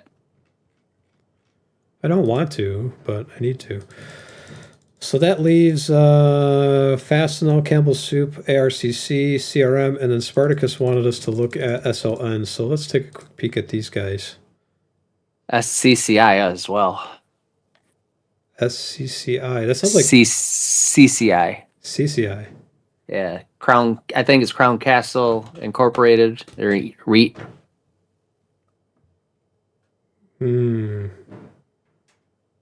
Okay, let's look at Sun first. Sun. Boy, that's got to be complicated. Sunoco. It's so Sonoco versus Sunoco. That's not misleading because one's an oil company. And there's Cineco and Sanico. And so 5 years, 26%, 3 years, 17%, 1 year up 22%. So they're having a good year. Year to date, they're still up. Packaging and logistics. I'm going to put out a warning for that right away. Paper packaging is cyclical. Look at international paper. And consumer packaging is probably going to deal with some pretty heavy inflation that hasn't hit the markets yet due to the Iran conflict. So, regardless of what the numbers are right now, some macroeconomics are going to hit these guys. But they've had a good year so far. And these numbers look really good. So, I don't think there's a big risk for your dividend going anywhere. Thankfully, they're not an REIT. So, you're not going to pay income taxes on it if you've had them for a while. What is their margin? It is better. Well, almost the top one. Never heard of like half these companies. No. And then Spartacus, I don't have time to look at the other one. We'll have to look at CCI next week, so I'll keep it in the streamer for next week. And that way we hopefully won't forget. And if we do, remind me. I've been reminded, and usually I fix it. Total assets are up. Doubled. Total liabilities also doubled. Yeah. So the assets mean nothing.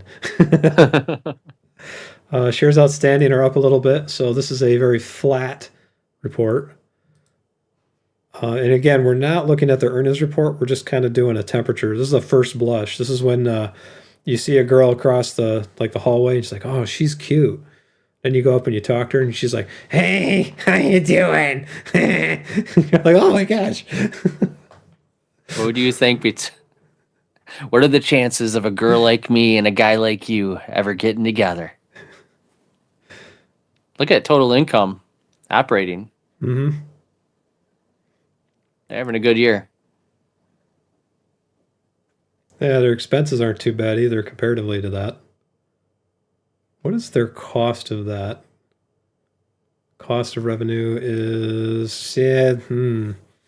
So they made another 550-ish $1 million, but to get to that 550, they had to increase the cost of that by $1.8 billion, 3 times that. Now, that's pretty normal. So if you're looking at the health of the business, most people will tell you that a healthy company on every employee will make 4 times what the cost of that employee is, unless you're my business and you're just barely skating by the skin of your teeth.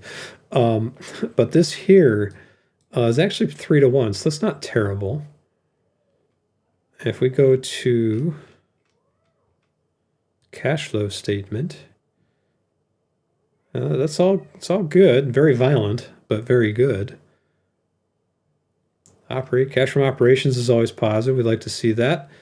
Their debt reduction overall looks like it's pretty decent too. Now they did add some debt here. I'm not seeing a lot of red flags, but I'm also not seeing a lot of indicators that say they're going to just skyrocket tomorrow. I do see them bleeding through cash. They're retiring some stock. So Spartacus, I'm kind of curious what you're looking for me to tell you on this one. I think they're safe as far as like your dividend check's concerned, but I don't see a lot of growth potential, at least not quickly, because I think a lot of that's already been priced in. They're a $4-5 billion company, right? They're a small cap. Yep. $9.5 billion enterprise. If you have them, I think I'd be careful to pay attention to what happens to the blockade and the oil and packaging costs, because the moment that like oil goes up, all this stuff, all the prices of all this stuff goes up, and people tend to order less, which affects the packaging industry pretty. It's a little bit overweight to what the business actually does, so they're very cyclical that way. I don't think I'd be interested in buying them. I think if you sell them, I think I would. Hang on. I think if you hold them, I would not sell them. But that's just me. As always, check with your financial advisor and fact check us. Yeah, we are not your financial advisors. I'd keep it for the dividend. The dividend's probably pretty healthy. And I don't think that's going anywhere. I think that, like I said, you're going to see them get their earnings cut, but the metrics of payout and cash flow to pay that dividend don't look like, even if they took a 30 to 40% cut in an operating margin, I think they'll be okay, because they went from the 460 to $1 billion. They could, if they went down another 30%, they're still at $600-700 million, which is still over what they were before. What does Market Edge say? Oh, I don't know. Did I close them? I did close them. Dang No. Oh, never mind. Son. it. I think what Sunoco did, they got in cahoots with Sunoco. Yeah, and they just said, hey, you know what? Let's confuse everybody. Neutral. Market edge is neutral. They don't have an opinion. Their short interest is people are getting their lunch eaten. We think the stock's going to go down. Oh, wait. Maybe it's not. That's Well, good it for the did. upside. I mean, if you look back, it did go down, but probably not like as much as they're hoping. There is a reason for this. I'd find out what that reason is. Spartacus, if you pull up their earnings report, find out why this happened. Usually there was an announcement of something that, like Intel, if you look at Intel stock, Lip Bhutan made some announcement, and you can see it in the short charts, like right here. What is that, a month? Let's go 5 days. 5 days? Yeah, you can see the FOMO guys jumping in. There's one. There's another one. There's another one. It's a lot of hype. Man. Also, keep in mind, why are we looking at selling Intel? Large cap, $474 billion. In order for them to double from this point forward, they have to become a $900 to a $1 trillion company almost. That's hard to do. And there's got to be businesses out there willing to spend that money to make that happen. As Brian mentioned, yes, NVIDIA could be a customer. There's other people like the Foundry could take off, but the demographics of becoming a $1 trillion business, it's a lot harder to do that than for, say, and like I said, I don't think Intel's a bad company, but I think it's a lot harder for Intel to become a $900 billion company than for a company like Comcast to go back to what its valuation was at $54 a share previously. Yep. Because their market cap is asymmetric to I'm saying that word a lot today, to the actual value of the company. Not So- saying that it's impossible either, because look at Nvidia and Microsoft and Apple and Amazon and Google. You know, there are a growing number of $1 trillion valuation companies. So what should we do? What should we do? Flip a coin. That's our whole market strategy. Flip a coin. We're professional investors. Tails. Oh, okay. Yeah. That's Best how it 2 out feels of like 3. sometimes. Best of 7. Damn. That's like how I play who drives the short straw. Yeah. Let's keep doing this.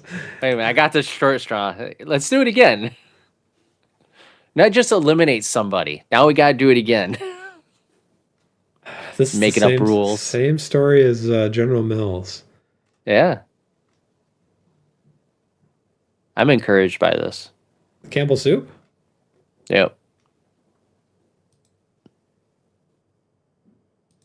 I'm going to research these guys more. So what I'm thinking, and we already own them, but I'm thinking of adding to them.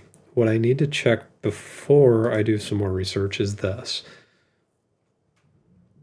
I need to look at quarterly numbers, not annual. All right, so quarterly, still bleeding assets, but they've recovered. Okay, that's the recovery dip that we want to see. The liabilities, same thing. Those are going down, so that's a good sign. Assets going up, liabilities going down. Shares outstanding, Flat. 298, staying flat. Let's go. I think they only issue them once a year anyway, so that might not mean anything. Yeah. Total operating income, pretty much in line with where they've been before. Now, if the tariffs on steel and aluminum are going to affect these guys, but if the recession does hit and inflation hits, Campbell Soup is asymmetrically poised to benefit from that, because people are going to not be spending so much money on food. They're going to buy all the affordable stuff, hopefully. I still buy Campbell Soup anyways. Today's episode has been sponsored by the numbers 122,042 and the letters M and C and the word symmetrical. And the xylophone that you can't see. If you're doing this, that's more like an accordion. Yeah. If you ever watch Trump talk, that's what he does. Accordion. That's the accordion. All right. All right. I think. Not yet. No, I think it might be time. Yeah? I think it might be time to throw into these guys. So before we end, what is the takeaway? I think what I'm liking is IBM is a stable play. Hewlett Packard, also stable play. I'm going to throw HP out of it. We'll come back to them later. I like Comcast. I like PayPal. I don't think it's time quite yet for Nike. So these are the ones I like. I like Campbell Soup. I like Comcast. I like PayPal. I like Nike, and I like Deck. So between those six, we got to pick 3 or 4. Because what I think we should do is we've got what, $38,000 in Intel. I need to liquidate at least 3 or 4 of those positions and like balance the portfolio out from that. So we can keep 8 or 9,000 in Intel if we still think they're going to be a great play. And then the rest of it, the $30,000, has got to be split up between the businesses. The question is which one is the right one to pick? I think Comcast is probably a good one. I think either Nike or Deck, one of those two. And I also think PayPal's probably a pretty good one too. And then if we were going to add anything that's left over, it'd be Rumble and Campbell Soup. Just to throw a little bit into those two. Well, if I were going to do Comcast, PayPal, and Nike, I think. I like Deck. I mean, it's great dividend growth. Yeah, I got you thinking. I know. It's hard between these two because I think Nike has some room to grow to get back to the top of the mountain. It's just going to take a while. And So you're not going to see a lot of, I mean, you'll get the dividends, but you're not going to see a lot of growth right away. Whereas I think Deck, you're going to get better dividends and the growth as Nike comes back. But man, I don't know. So I don't know when. I can't predict when Nike's going to start growing again. That's the problem.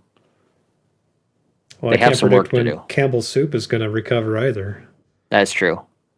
Next week, I'll see if I can buy Otis. What can you say about it? We'll have to look next week. Remind us next week. So I think if we go a couple $1,000s into Campbell Soup, because we can't really go over the max cost basis. The max cost basis we have if we basically liquidate Intel is Pfizer. So I don't want to go over that. So I think we should put a couple thousand into Campbell Soup at the most. If we add Comcast, I think we should probably add 9 or 10,000 into Comcast. Mm-hmm. So I'll start with 9. So that brings us to, what are we at, $12,000 there?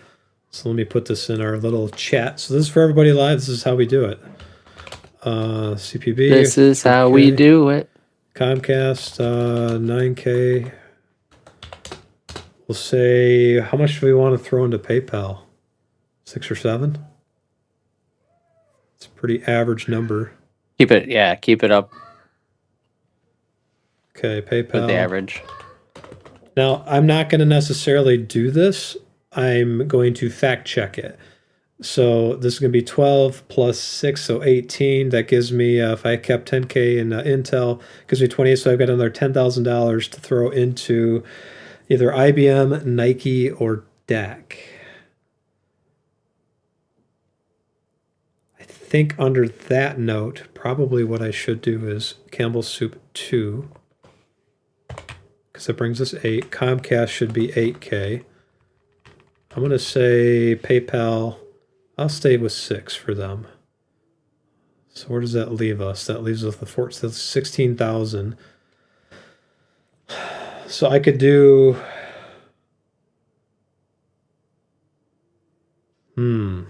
Do you really think Nike's going to recover that quickly next year? What? At a minimum a year, probably this time next year. At a minimum. I could do 8K into Nike and 8K into Deck. They've got a lot of PR work to do. It's kind of like I'm arguing with both stocks at the same time. Like, just in case you don't work out, I got your buddy over there. Got my resume in with them already. Well, yeah. Hmm. Always you leave yourself a backup plan, man. Just in An case. escape. Don't do that with women, though. That doesn't ever work out. They always find out about each other somehow. AT&T could see. Here's the other thing: is we've got these stocks, Fastenal, AT&T, Coca-Cola. They're pretty low on our chart, and we've got Xylem Inc. XYL. They're pretty low as well. Hershey's. That's our water play. Yeah, I think I need to make a decision between Nike and DAC.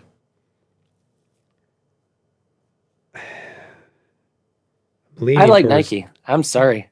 I'm leaning Were towards you leaning towards? Nike. Let me look at DAC one last time. Decker is coming. Mind of Matt, if you get that reference, oh my god, I'll make you a mod. I'll buy you a stock.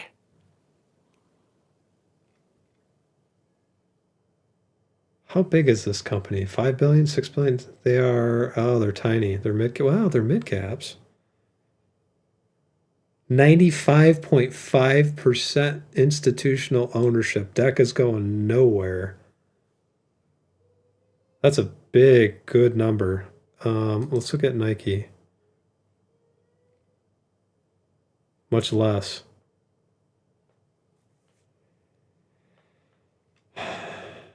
If I am going to balance this out, that's going to be... I want to try to give some love to these companies down here in the list, because if I don't do that, then the portfolio will just be lopsided in a different way, and I don't want to see that. So maybe what I do is wait on Campbell's Soup. We don't add more to them because they're already at 6K. And I spend some of that money instead on, I mean, like Coca-Cola here. We've had them for a few years, and they have not gone up much by comparison for that. We could do XYL, add to them. So I should probably look at KO and XYL to throw in those two. What else is on this list that could do that for us? Hershey's another one. And then I think after Hershey's, it starts getting into the higher numbers. Yeah, so I want to try to give some love to these companies here, even if they're up a lot. Fastenal doesn't tend to drop much. I think they will be affected by the economy and the steel and all the metal problems going on right now, especially shipping them to the United States. So they're probably out. But if we buy Comcast, AT&T is kind of a redundant stock. Matt, think 1980s TV shows. I got to think some more about this. I'll probably sleep on it and talk to AI about 5,000 times back and forth about which one to get. I do like PayPal. I do like Comcast, and I really conflicted between DEC and Nike. I don't think DEC pays a dividend. I'm not sure Nike can afford to pay their dividend, though. So if you buy either one of them, you're buying them For future. Yeah. I need to look at these two a little bit more. Past performance does not necessarily constitute future growth. Yeah, I need to profits. headbutt these two against each other, see how they do Buy between 'em DEC both. and Nike. All right, I think I've got a plan. I do like IBM too, though. So I let's think- take up all the change. We'll draw a circle in the stand. We'll throw all the money up in the air, and what God wants, He keeps.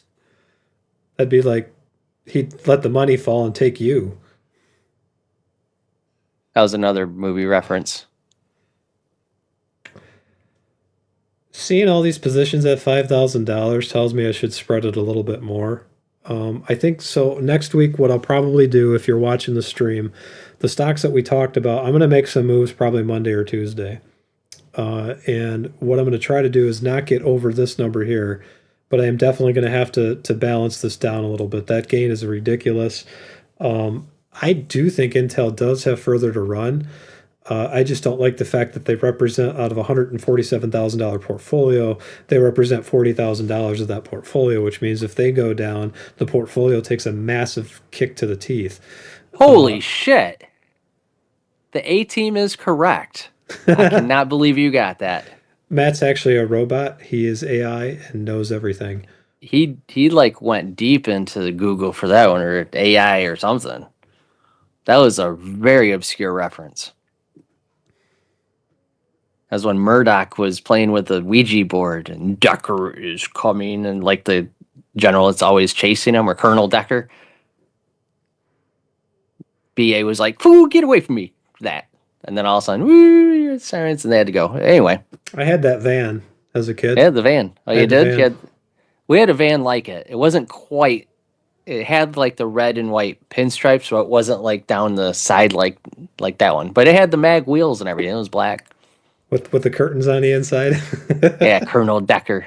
Decker is coming. That was, yeah. And then the second one is the joke. We get all the coins, we throw it in the air. What God wants, he keeps.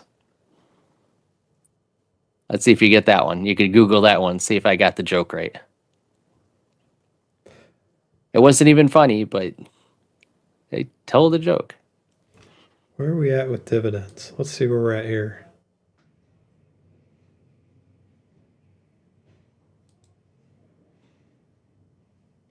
Oh, look, May isn't going to pay us anything. That's when the apocalypse happens.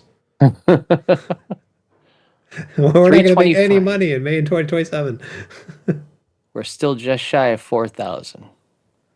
See, you said Colonel Decker, and we're looking at Deck stock, so maybe I should buy Deck stock because Matt just said Colonel Decker. That's why I said Decker is coming, because of the Deck stock, the Decker. Yeah. I don't think I'm going to go over $8,000 in any position, so I'm going to probably liquidate Intel down to 8, and I'm going to probably try to buy Comcast at 8 and split the rest up. Try to even some of these up, and not buy anything with the profits. I will not do that. I kind of want to, but I won't. And then we'll just go from there. It's a robot movie, Matt. All right, since we're talking about robots and AI. For those of you watching, next week we will start the stream with what we did. We made a decision. Well, I've made a decision. I haven't ironed out the numbers yet, so that's pretty sure that we've got IBM, Nike, maybe DEC, probably some Coca-Cola, XYL, Comcast, and PayPal are all going to be thrown into the mix here. I'm not going to completely liquidate Intel because I do think the FOMO people and retail stocks are going to. I really do think that one's. The people are going to think it's the next Nike, or not Nike, the next NVIDIA. The problem is Intel is already pricing in the perfect position for that, and the fundamentals don't support it yet. So it's in order for that one to continue to go up after the FOMO people jump in, the fundamentals have to support it. Nike's fundamentals did support it a lot more than Intel's currently do. Now, I could be being really stupid because Intel does say they've got a pretty big announcement for 2 major customers coming out this fall. So the battle I've got inside of my head is, all right, well, if they do that, the stock could make another 50-60% jump upwards, which would bring it to 360%. That's a pretty big gain. But then they have a massive spot in our portfolio, which puts the portfolio even more at risk. So I'm trying to trade risk for stability in this regard. Do I think, like I said, if you still have them, you should sell them? Well, I don't know. If they're not a big position in your portfolio, I don't think you should. I think eventually they'll start paying a dividend again. That's why I have a problem with liquidating the entire stock. But that's where the conflict comes in with me. All too often, about 2 to 3 times a year whenever a stock does this, and it's usually about 2 to 3 times a year for me. So there's my "this is what Tom thinks" moment. I think it's accurate. All right, that's all I got. I'm talked out. It's getting late. Talking too much. I'm just gonna hold a conversation with Matt while you're doing that. I'm glad you care so deeply. All right, I will. I think I'm going to call it. You got anything to contradict that or add to it?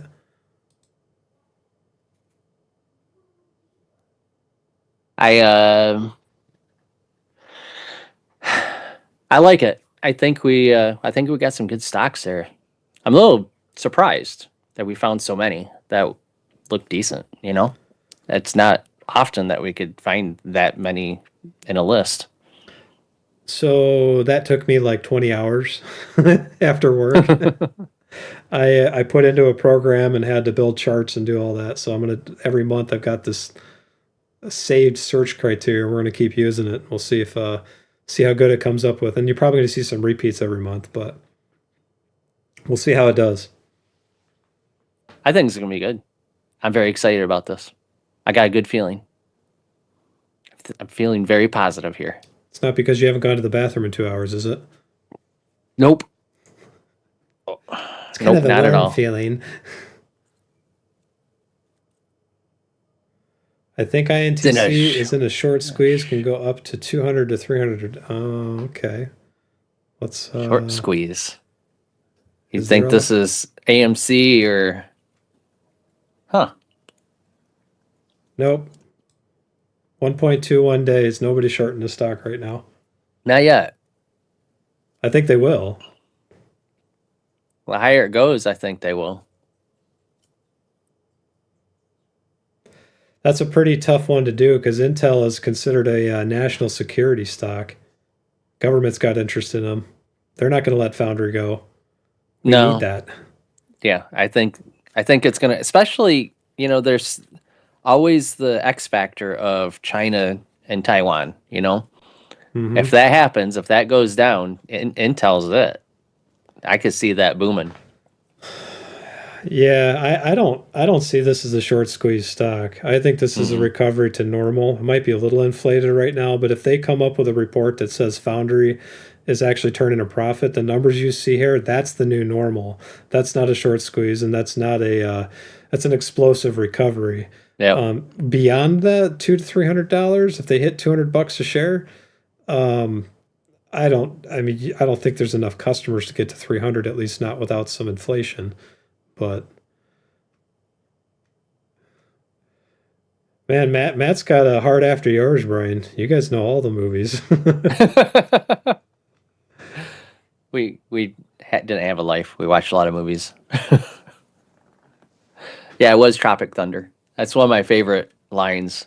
Robert Downey Jr. though. I'm just a dude playing another dude, pretending to be another dude. I really do think Intel has more to run. I do too. I actually do, especially if Foundry does turn a profit. I mean, who else in that game? We got Broadcom, TSM, Qualcomm, that's it. Qualcomm. And they're still overseas for the most part. They're starting to build here, but they're not done yet. Everybody else is just chip design, right? This is the problem if you look at the portfolio weighting. It's too much. Well, we knew that when we bought all the stock, right? When it kept going down and down, and we kept buying and buying, we knew it was going to be a problem at some point. Yeah. Yeah, and the problem is we made too much money. That's the problem. This is it right here. That's when I said it'd be interesting to try to recover that. I try not to let any one stock get over 10%. Right. Sometimes this happens, and then I'll buy like a Porsche or a piano or new computer or something when it goes up asymmetrically. See, I said it again.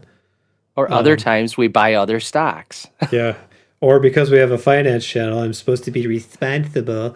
Be responsible, Tom. Now I have to like reinvest it. So Yeah. there is a capital gains tax I'm going to pay on this. I'm not going to pay the whole amount, so we're only going to take. We're probably going to take 28,000, so I'm going to have to pay that in taxes. But oh, that's not what I wanted. I got to go back. I got to make sure that it's all long term. If it's long term, we're good. If it's short term, I am not going to touch it.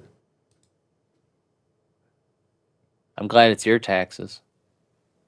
No I'm transaction. not. Well, actually, I am too. But hang on. all transactions. Yep. All right. Buy. 25, 6. So we bought them. So Yeah. So there's only one. 23. Yeah. Yeah. There's only one that's going to be.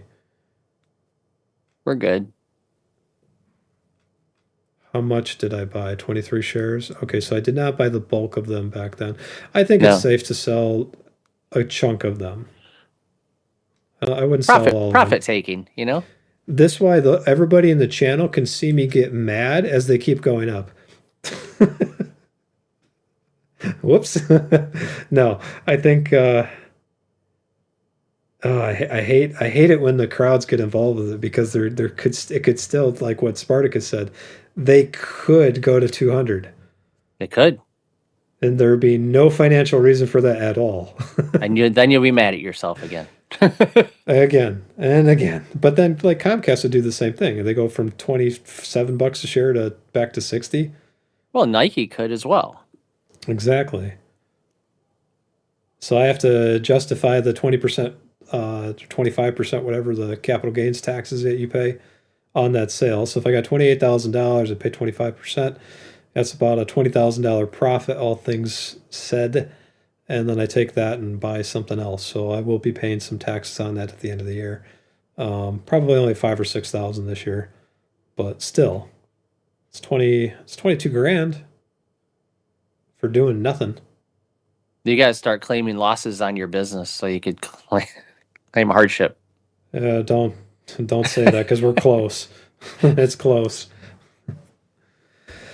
Plex, Matt. Plex. Get yourself a Plex server. Mattflix. Mattflix. Yeah, all right. I think I've got it. I think this is it.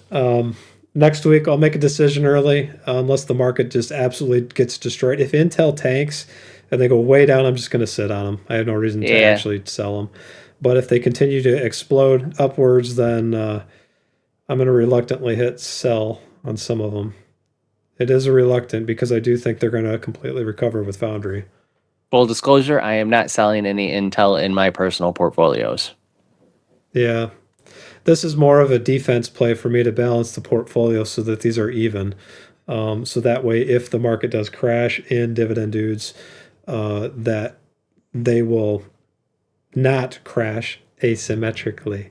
They will crash more evenly and less so than you would normally expect. So I think, personally, I think I'm with you, Brian. I don't think I'd sell them yet. All right. Not in my personal portfolio, anyways. Nope. I still think they have some legs to grow. Probably pretty big ones too. Mm-hmm. But so do the others. So they do. All right. We got a direction for the next time. Sorry, Brian. Long stream. Oh, that's all right. I mean, I was late. It's all Brian's fault. I had to get the girl from MSU for the summer. She's here. She's home. I got my baby girl home. He's not an empty nester anymore. Well, Ethan was still here. Come on. Not for much longer, though. He's still got a year of high school, so I got him for another year. Oh, man, I'm going to go back and forth on this all weekend. Yes, you are. You're going to struggle with this. You're going to put all sorts of crap in the Dividend Dudes channel, and I will avoid doing that just for you, unless it's AI slop, and then I'll spam you with that. You know, I got to get some sort of Patreon or chat going for the chat and people to go into. So yeah, instead of putting it in the Dividends Teams thing, you could just put it in there. I will. And they could listen to the mind of Tom. Oh, that's a dangerous place. It is. The things that I do to ensure stability. This is what this is. I'm a risk taker, but I'm very careful. All right. All right, we're good. I think we'll have this decision next week. It's been, how many months are we on? 48? 49? Yeah, something like that. So for next week, find out what we're at. We'll put that in the thumbnail. This is how much All money right. you can make after X amount of months investing. I'll have to make a thumbnail. If anybody's watching, they can see the conflict in Tom's head just brewing. It's definitely happening. There's definitely But something can happen between now and then that just like totally changes our mind. good. It's only got like 3 days. Yeah. Better happen quick. All right, I'm out. I think I'm good. Okay. We did it. Thank you everybody for watching. Yeah, it was a late one tonight. Yes, next week will be earlier.